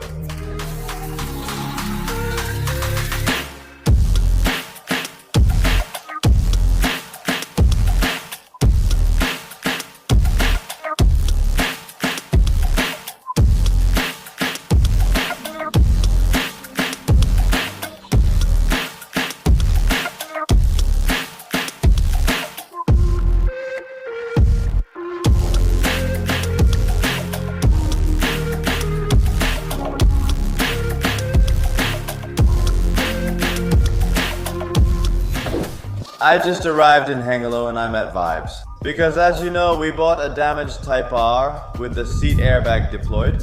We're definitely in the right place. I have an appointment with Chico and we'll try to find him. Because Chico is going to repair our seat today, fix our seat belts, and of course, reupholster our steering wheel. Because we sent those a while ago, you all could see that. Hey Chico, good morning, man. What a great company you have, man. Unbelievable. We all know each other online, but I've never been here.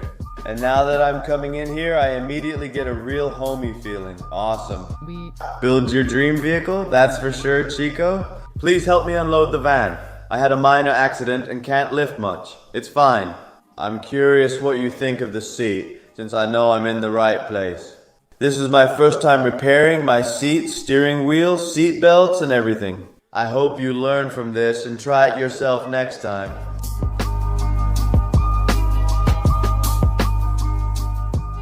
Luckily it's a Type A seat, so it doesn't weigh much.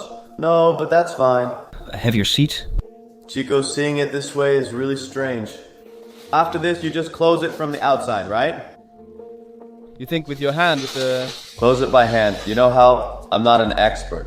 I checked YouTube and saw people just sewing it shut from the outside, so we don't do that. No, absolutely not. The entire cover comes off, for sure.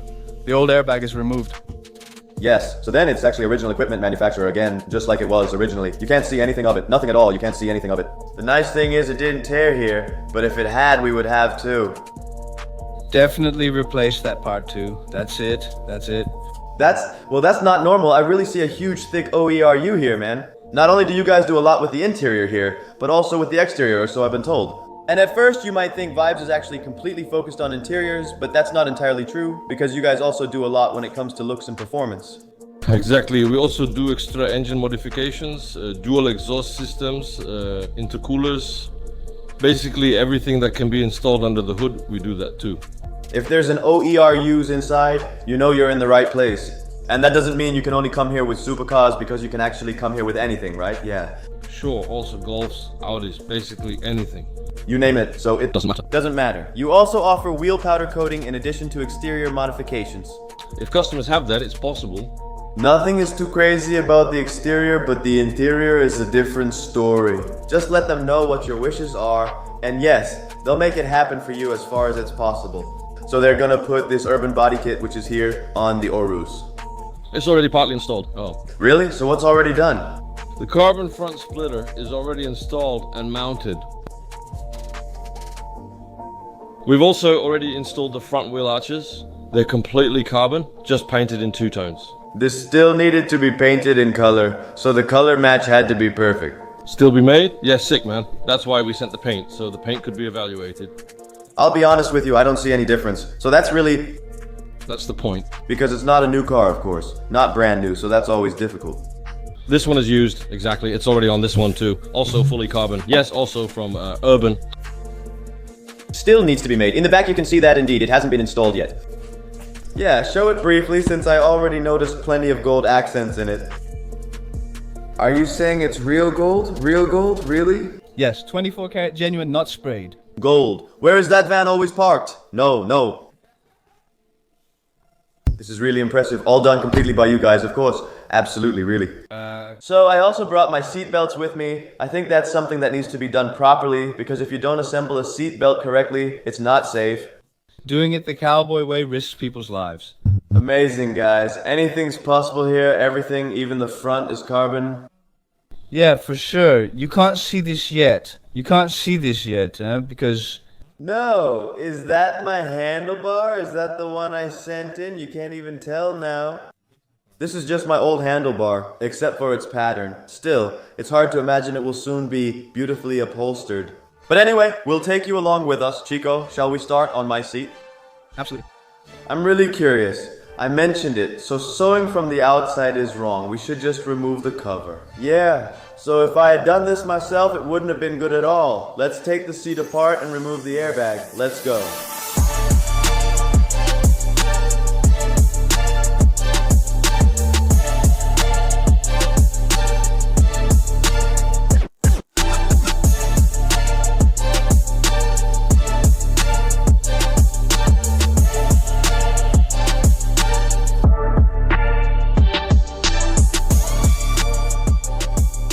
It's been about 30 minutes and Chico has totally dismantled my seat. I had no idea a seat was built that way. Wow. Just hand stitch it closed, right? That? I would have liked to see that. You would have liked to see that, actually. Would have liked to see. I'll make a YouTube how-to about that. I'm sure I'll get views from that. Glad we're here, guys, since the chair was expertly taken apart. I'll be honest with you, I don't even know how to take off that airbag now. And luckily those guys here have done it before, so it's all good. Absolutely. And the original airbag too, right? You can get imitations too, right? I really don't know and don't want to. Safety first, haha.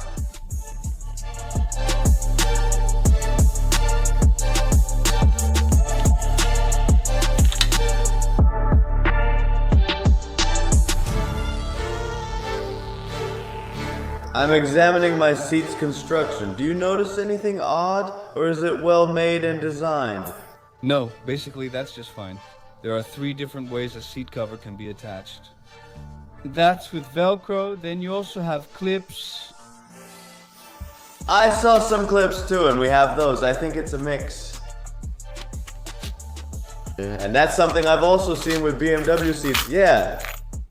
Pig clips, what? Pig clips, look, it's your choice, you know? Oh yeah. Right, so if you still want a nose control, no. No, we'll skip those for now. No. They also have Pork ribs? pork ribs. Honda seats are actually good quality when viewed this way. Normally, you see even more damage here, the entry damage, so... Alcantara is all about quality. Just assume that. This is Alcantara. Yes, this is quite sturdy. Type R quality build. You could really feel it in the chassis. I couldn't straighten it myself. A professional alignment bench was necessary since even the aligner remarked, "Wow, this chassis is really strong." So far Honda really stands out in terms of quality.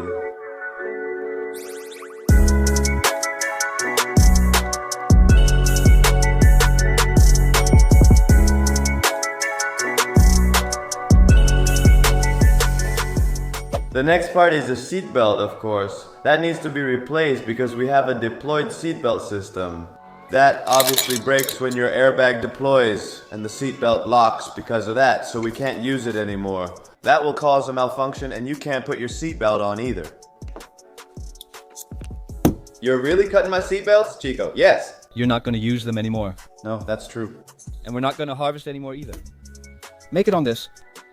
I've seen that, you know. I think people do that, right? But then you're really playing with lives, you know. So if you don't unroll those seatbelts the right way, we have to replace that seatbelt strap. The mechanism inside here is just fine. And that red seatbelt has to go in here. And why don't we just use another red seatbelt right away? I'll show you. Seatbelt strap, it's also red, but a different shade than a Type R seatbelt strap. That would give me a different color seatbelt in front than in back. It's not just about the color, it's also about the weave. Look. We're still learning, aren't we? Yeah. Definitely. If you look at the weaving, it's single lane, so to speak. This one is 5 lane. The weaving is different. Are you picking a similar one? You can do that here. You can see that again here. So it's not just about the color, it's also about the weaving. Was that assembled that way for a customer too? Yes. What type of car is it? Range Rover van. Range Rover. Range Rover Sport Special Vehicle. There are many types and colors of seatbelts. No sizes? The sizes are always the same? But also, In terms of the length of the belt? Or does that still differ per brand? it varies a lot. It is. Between 3 meters and 3 meters 80, I think the longest. I didn't realize the car seatbelt was 3 meters long since you only pull out about a meter. Just what you see. Something like that, but it starts at the bottom. Yeah, exactly. Then it goes up. The Beastal. In. I'm wondering if customers bring their seatbelts here like I did, can they wait for the service? Yes. Absolutely. Yes, that's done in no time, man. That's done in no time. So you can always walk in for that. You can. Always walk in for that. And neatly, but with the longest. Belt, guys, of course. Yeah, not with your. Whole car. And then you can also come with a whole car. Of course. Yes, but by appointment. Yes, that doesn't happen instantly. No, that takes us about, let me say, 5 hours. The whole car, everything that needs dismantling gets taken apart. The guys get to work. And how much does it cost, for example, to replace a seatbelt if you come in with a separate unit? Separate. Seatbelt unit 95. Per seatbelt. I'll show you how to replace them. For me, it's the first time, so it's also a valuable lesson that I shouldn't do it myself at all. And now I can show you the right way.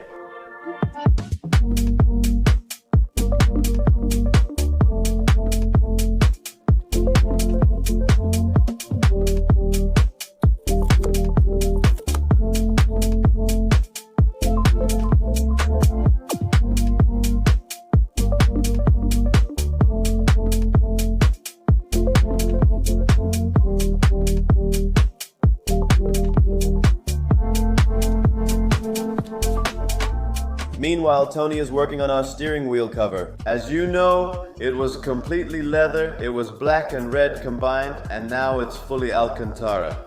Tony did a great job, respect for doing it so neatly. It's not done yet, but we can already see some results and get an idea of how it'll look. How long does something like this actually take? It varies now, yeah, it varies, around 8 hours. What, 6 to 8 hours?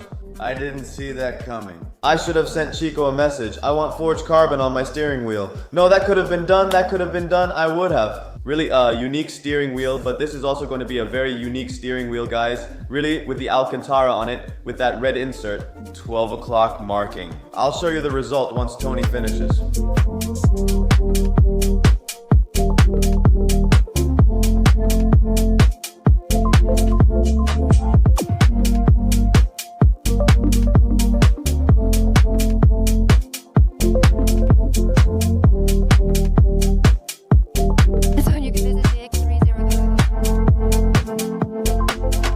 No, show it. We have... Another small thing for you. Really? Yes? Sure, then we even get gifts too. Not only are we well helped, but we also get gifts. Gifts. Always good. Then you have to unwrap it yourself. Yes? Show it. Go ahead and show it. A really nice slow-mo, really. Oh yes, sick, man. All kinds of colors with twins on them, our logo. And you guys make all of that in-house? We make that in-house. And I also see that the inside is a different color than the outside. Yeah, so this will probably be one that goes on my Honda keychain. Guys, red interior, red stitching, black Alcantara. Yeah, right? Sick, because I did see that on Instagram too. You guys often make an extra keychain for something specific you've made for the customer, right? Or... If you have a special project, then of course you have something unique. Very personal, yeah. And I'm really happy with this, man. And yeah, as you can see, you also have different logos, VRS. So anything is possible. A personal logo. Yeah, this is from a customer who got a gift for a friend of his, and this is his company. And just I don't know it. Hey, by the way, I don't want to interrupt you, but I saw that yours, it had a show cage. Who can tell me something about that? Because honestly, we were just standing next to that yours. I didn't notice the roll cage, so I asked, hey, is there a roll cage in it? No, it's a show cage. I had to mention that, right? Because there is a difference. A show cage, indeed, one that you can just take out whenever the back seat is in. Yeah, so it's not really for your safety, you know, but it's really more for the looks. It's really for... The show, it Is for the show, you can... then a little bit. See? Yeah, see, I mean, you don't see it every day, let's say a show cage in a Urus. And if you look from the front, hey, yeah, really cool. And this fits in several cars too, yeah. Cars. And how do I know if I have the right one? You can at... Visit our web shop to see the models. Fill out the contact form and we'll review your request.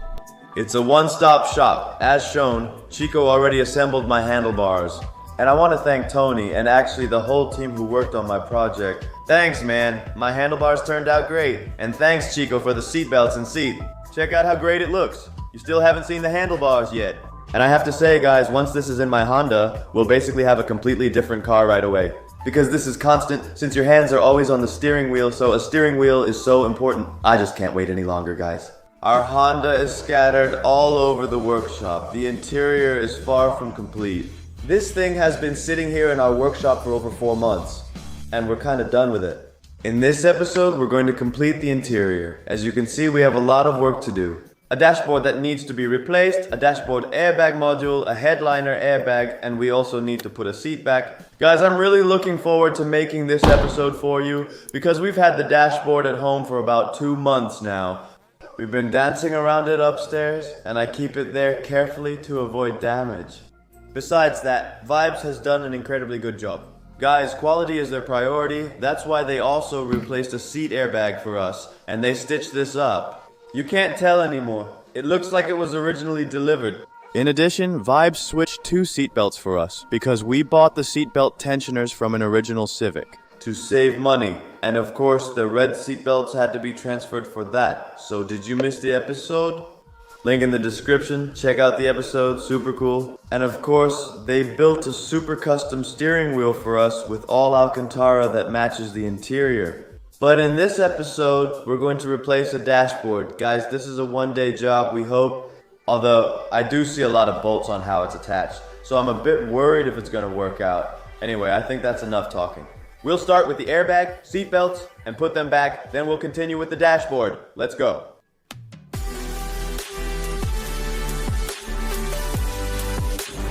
I nearly forgot where we put everything from that car. Since nothing's upstairs, it must be here. Yes, it's all in the back. Oh my god, what have we gotten ourselves into? Before we start working on electronic components in the interior, like airbags, it seems smart to disconnect the battery terminal. I almost forgot, but then you had a good idea. Let's just disconnect it here for now. That was tough work, everyone. Let's take a break.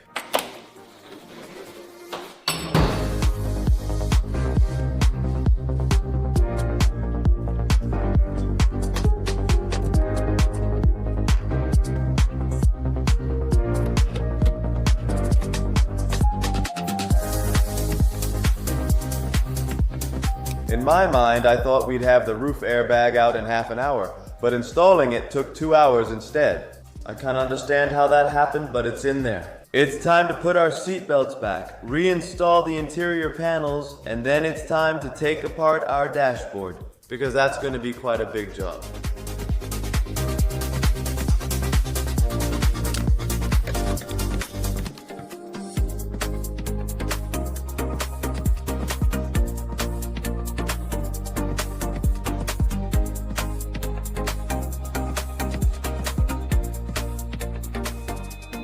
Seatbelts are in, cover is on, finishing panel is set, and I see Daniel is actually enjoying it.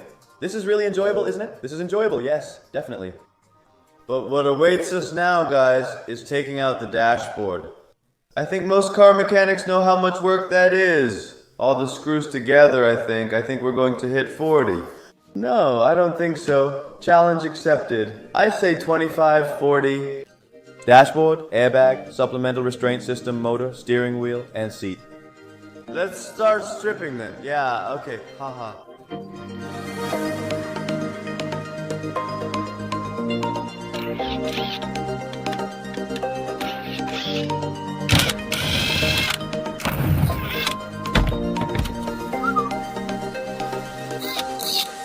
You really went for it, man. Just pulling on things, right? Yeah, I worked at BMW, especially with newer models.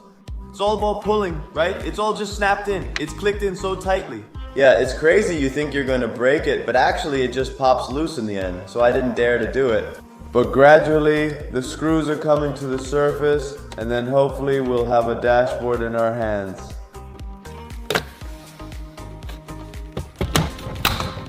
You have one chance, but hey, one is enough for me, man.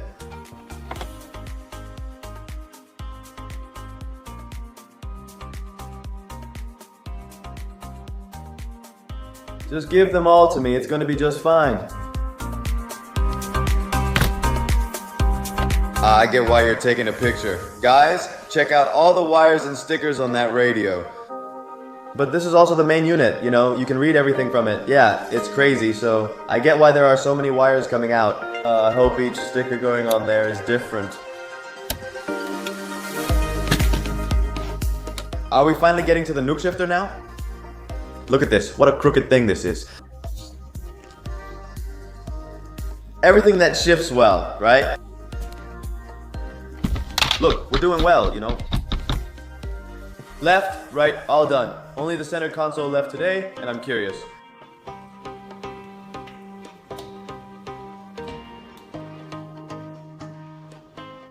Dashboard is out. Well, it took about a day's work. We compared them for a moment, and they're identical. So we were correct that a Type R and a Civic are the same in that way. The airbags are also the same, so we're really happy about that too. And what about you? And of course, a promise is a promise, so we're going to count the bolts and screws that came out. Yeah, it's all done nicely. They're all the same, 8s and Phillips heads. And 210s. Yeah, this one came with the front part of the dashboard, so those are black, and the rest are actually all silver. Exactly. I'll count them quickly and let you know the result. Who won the bet? Because I guessed 25 and I thought it was closer to 40. But what should we do then? The one who loses, do they have to run naked into the puddles here or something? No, I'm not running into Bidgeland. What's the point of 45 here? Well, it can't be true. So you were right in the area after all. That's not how casinos work, right? You win or you don't. I still don't get a prize, do I? No. So we both lost. Since this is still fresh in our minds, we'll continue installing the new dashboard. The more we can finish today, the better. For the next owner, I would say. No creaks, no squeaks. So yeah, click the dashboard airbag into the dashboard, then the dashboard can go back into the car. And then we'll put everything back together. Let's go.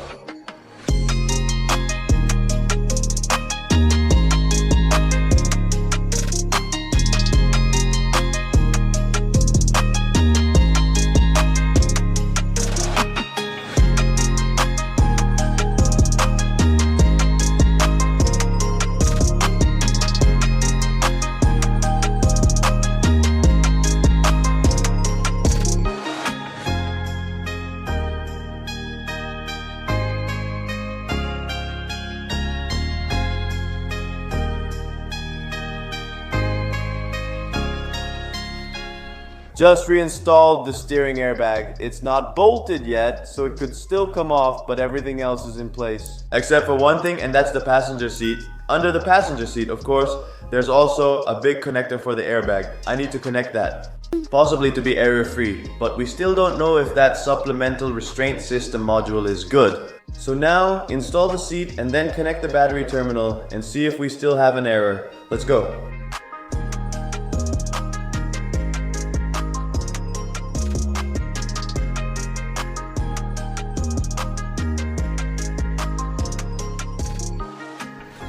This is so nice, guys, building up a car again instead of taking it apart. We still have a trunk full of stuff like those finishing trims. This isn't rocket science. Well, let's not hide the wire for the next mechanic, but just remove it. There we go.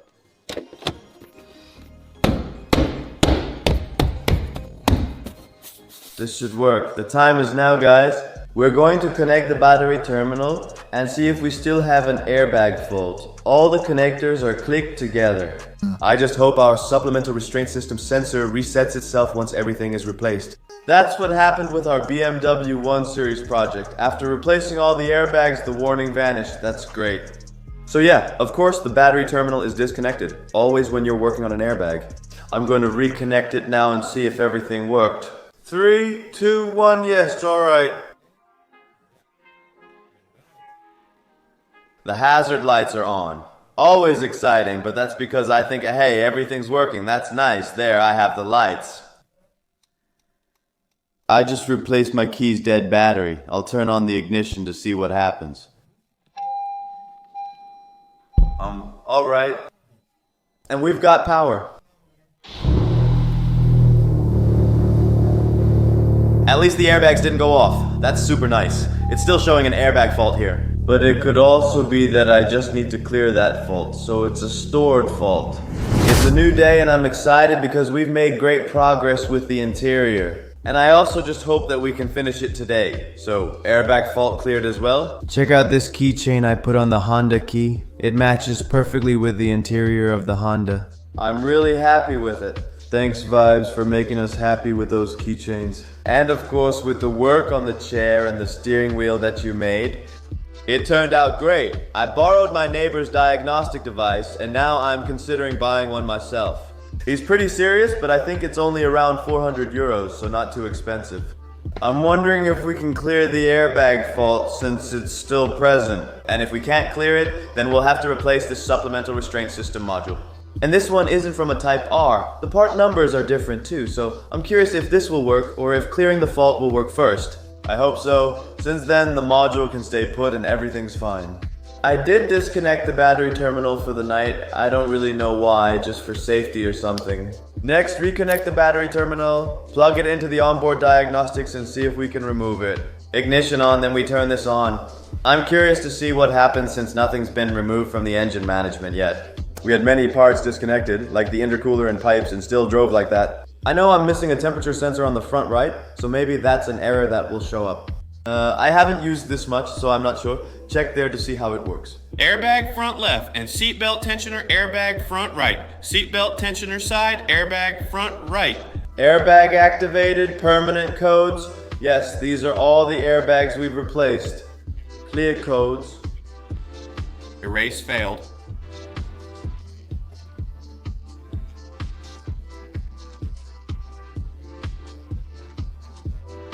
Deletion failed. So I did manage to fix quite a few other issues, something with the height adjustment.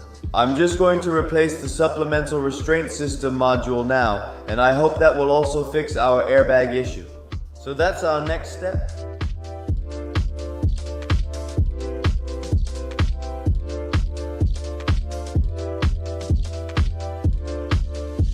Well, here we go.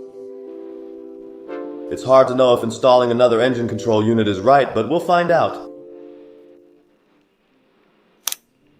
I'm not sure if I should be in the car or covered. Airbag lights are off, guys. It took a little while. My lights are off. Yeah, we still have something in the ABS or something.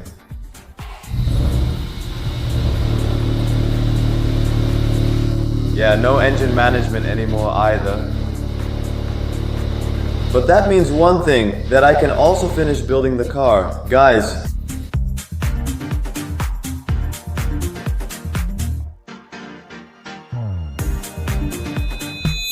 Alright guys, it's a new day here, and you're probably curious about what's left. From bolts to restoring the interior of our Honda Civic Type R. Well, let me tell you, this is what's left of the bolts. Although, this one didn't come from the interior.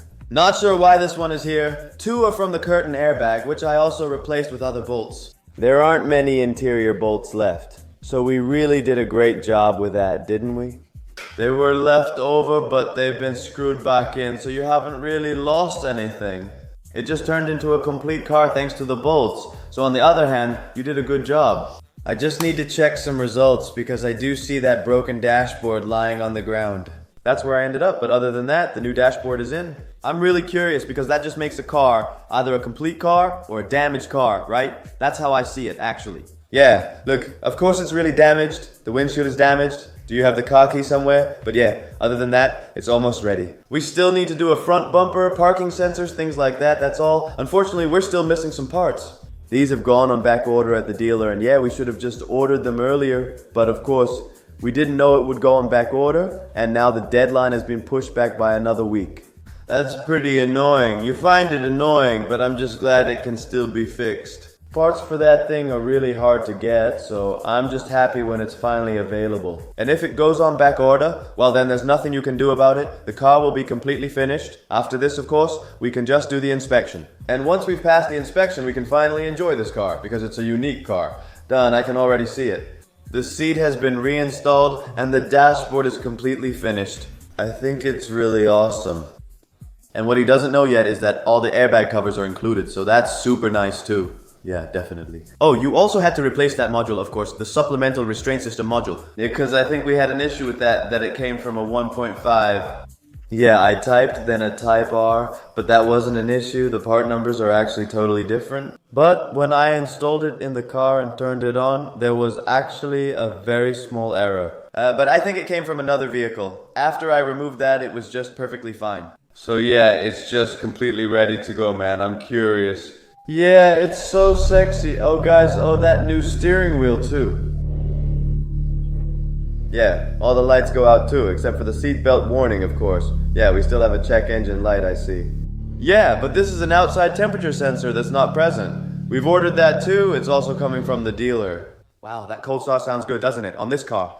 Everything on this car is unique. You see Type R everywhere. Yeah, and now that the dashboard airbag isn't blown anymore, it finally feels like a finished car.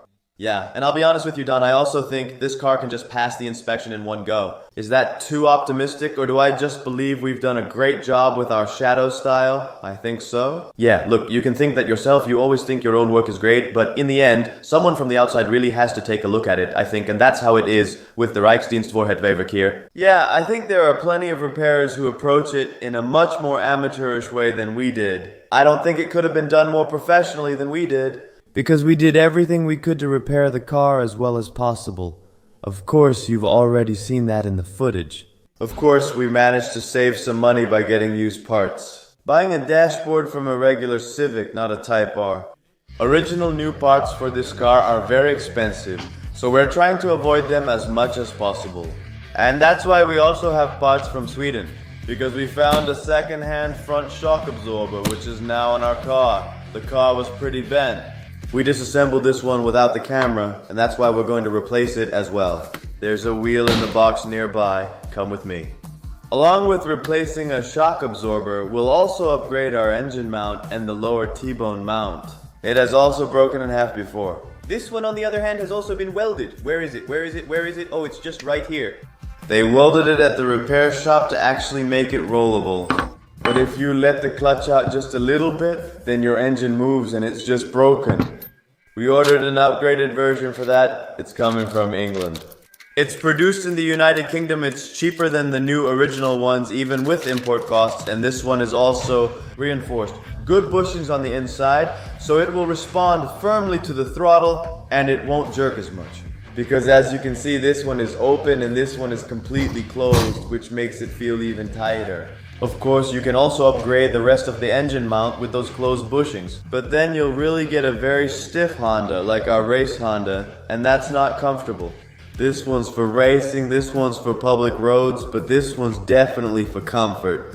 And that's why we also keep the rest of the engine mount intact. In this episode, we're going to fix the rest of the chassis. As you can see, it's a mess. Here, on the other hand, I was also busy making the brake discs look good again. Drilled out all the holes, repainted them thoroughly. And I think for the jack stand warning, we need to remove our adapters for a moment because otherwise it won't pass inspection. We hope to truly take off properly, since taking off now causes your whole engine to move, which you don't want. So soon the chassis will be completely finished, and then we can move on to the interior.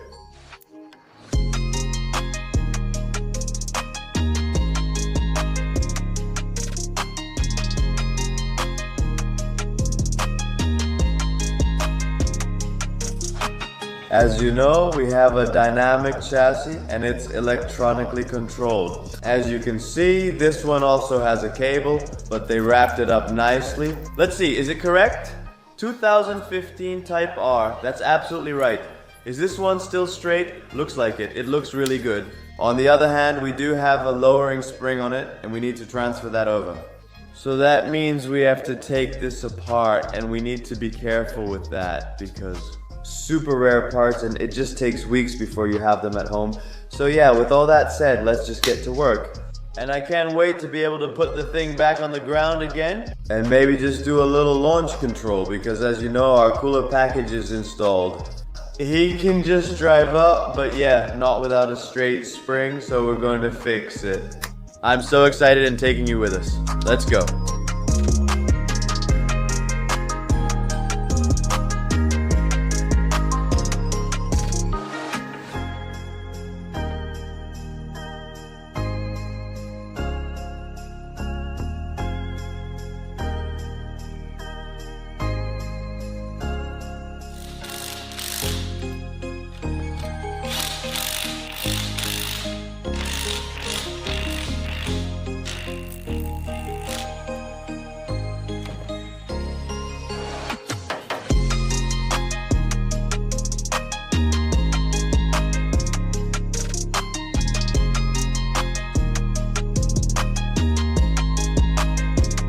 The spring has been completely replaced, and guys, check out the result. No difference except that it's straight now.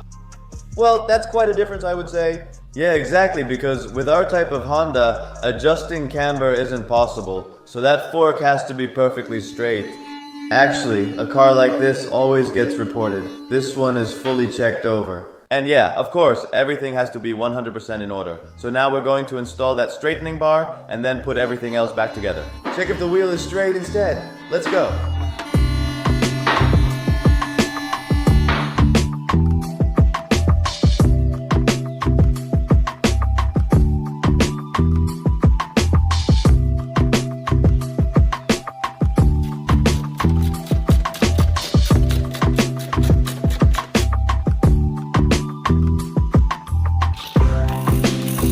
Stabilizer and control arm are secured. We're now going to double check everything just to be sure, and everything we've checked we'll mark with A. We'll use a purple marker. This way, we can be sure nothing is forgotten during the check and everything is fully secured. This won't need to be undone, making it a closed loop when finished.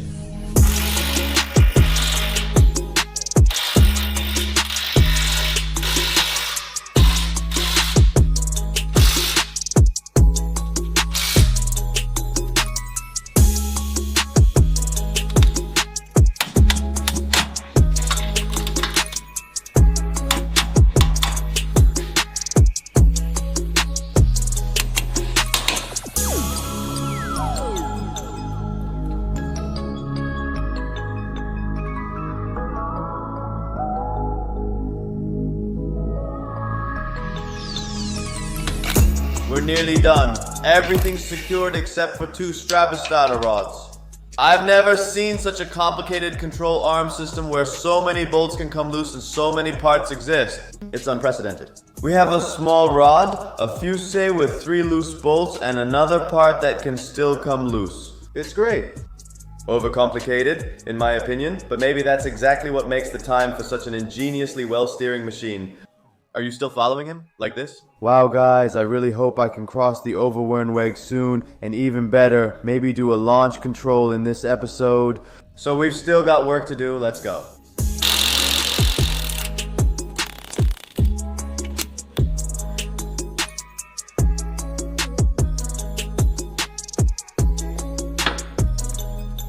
Yeah, for that the engine needs to run to install it. Imagine.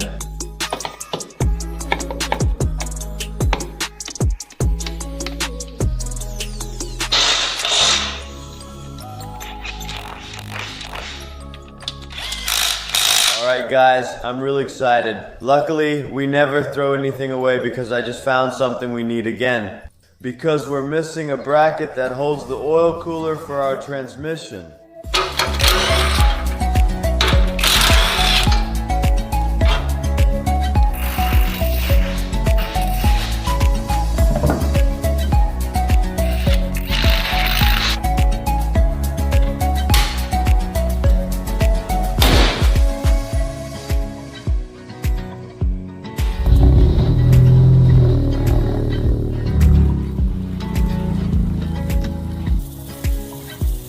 We can't forget the rims or we'll keep making them greener.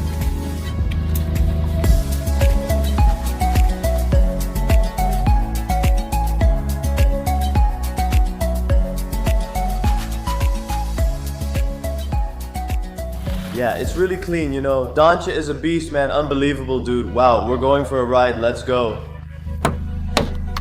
Just get in the back, dude. It's a limo.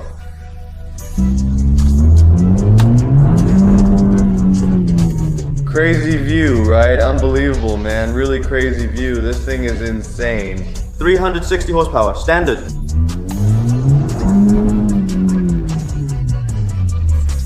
I'm not sure it's practical as an engine. Mies and Lacha haven't checked it yet, but it's working, right?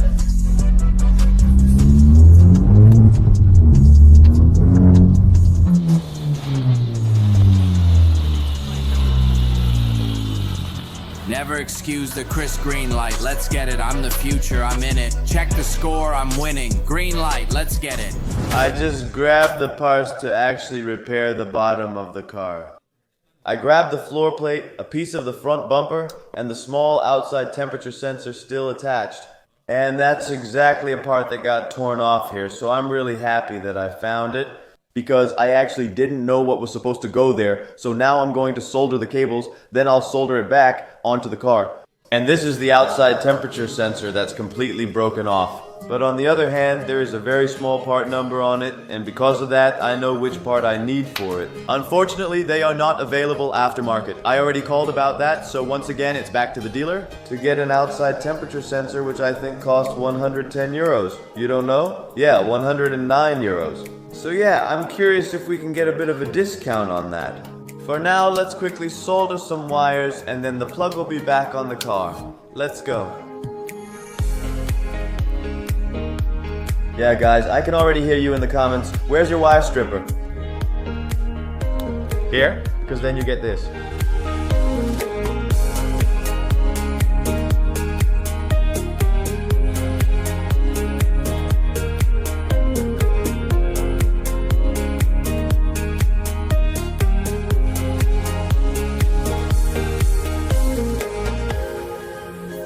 Yeah, guys, here we are next to our used floor plate.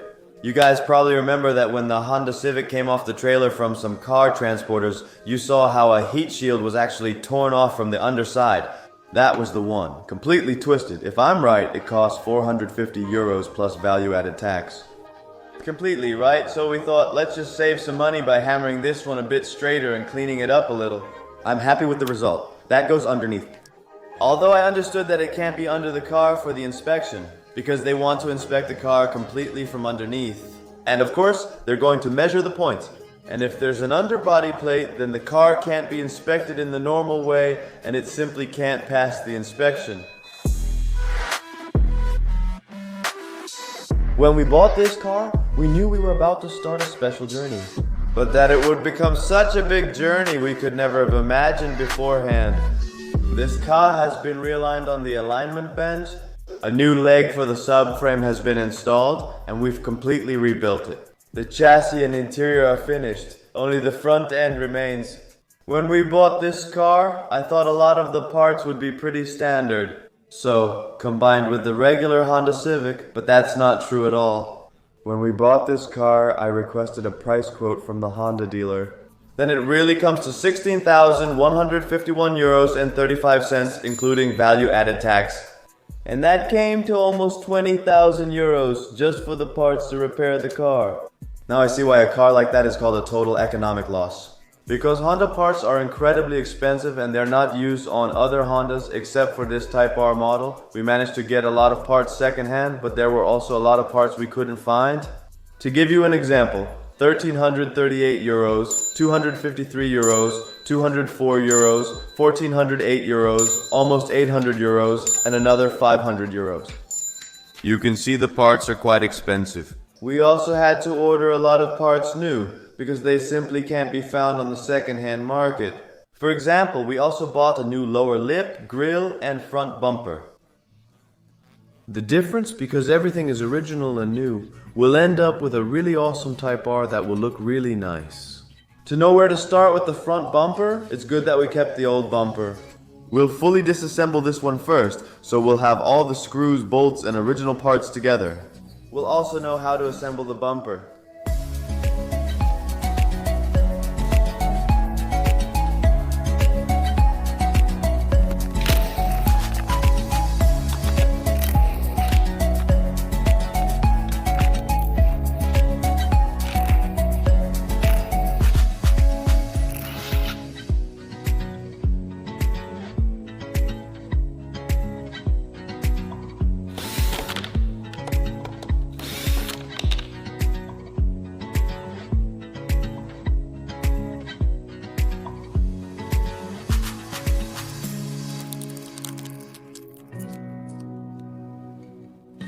Oh yeah.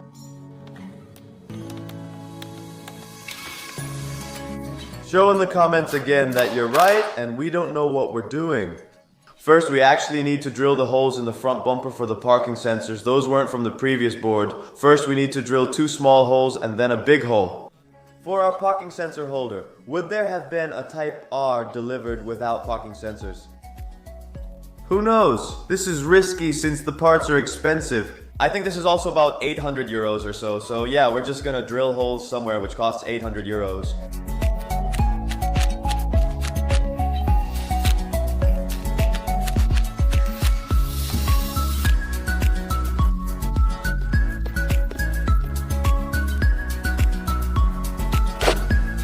Okay, next time.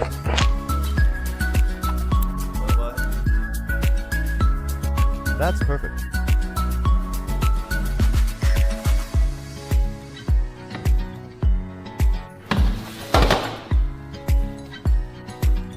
Really? 10 out of 10, baby.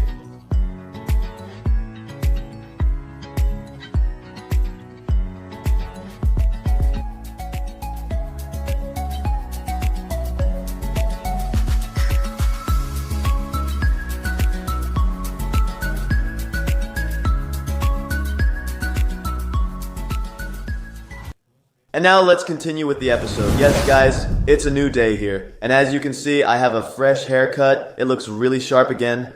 We were missing a part, so we had to stop the episode and couldn't continue with the front bumper. Without getting this part, the part has finally arrived. We were able to order it directly from the dealer. Pick it up the next day, so no back order hassle, just straight back to business. And that's why. Today I'm going to finish the front of the Type R completely, but yeah, I actually just want to say finish it about 98 or 99%. Because after this, the bend and the underbody plate still need to go on, and of course that can't be mounted yet. Before the car has been inspected, so actually the car needs to be completely finished today. Except for one thing, the underbody plate, the alignment, and the windshield. So that's actually 3 things. Anyway, we're going to fully finish the car as I said. This is the missing part. These were completely overlooked. This one, on the other hand, fits here in the bumper. Then the lower lip goes on. I'll put you on a tripod and we'll click the grill in. Finishing strip. Whatever it is, don't forget it. This part alone costs 100 euros, and it couldn't be found anywhere secondhand. But yes, the last 100 euros are going in, except for alignment and the front window. So yeah, we're gonna put this thing together very carefully because we don't want to damage anything, and when the whole package is assembled. With the temperature sensor on the small bottom plate, then we'll screw the front bumper onto the car, and then the thing is completely finished. It sounds easy, but it still takes hours of work. Finishing touches always take the longest, which is why we're now on a tripod. Let's get to work. And I would say let's go.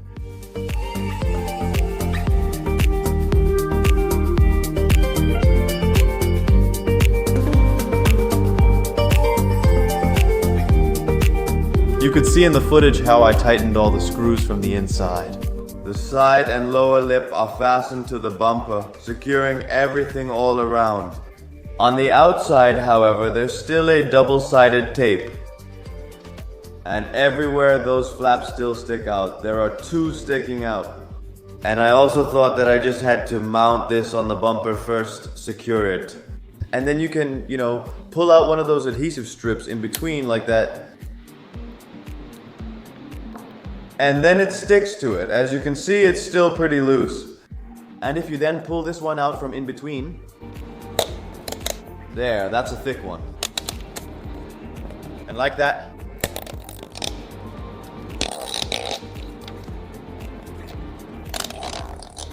then it will be stuck together forever. Here's another one.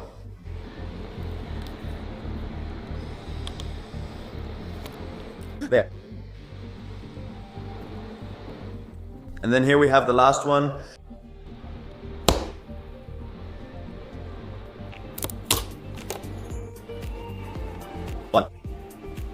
Now, with that one also stuck to the bumper, is the bumper pretty much finished? The only thing left to do is click in the parking sensors. Can the bumper go back on the car? And before we do that, this tab at the bottom of the car needs to be secured first. Yes, this thing is going to be super cool. I almost forgot. We still need to put the horn back. This one goes behind the grille, of course, so that's up next.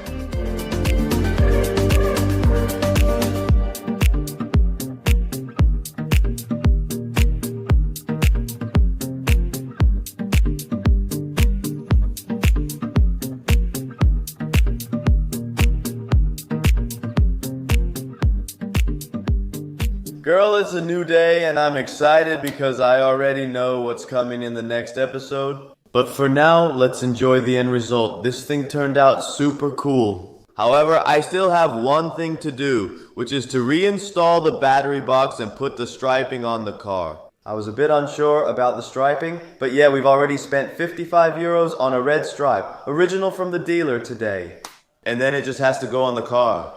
I think it's black and white and super cool, but the red stripe really makes it, because it also comes back on the rims. It was originally delivered like this, so let's just restore it to its original state. I'm out of breath, I ran in from outside, but this thing will be super cool. What do you think? I walked into the workshop and instantly smiled.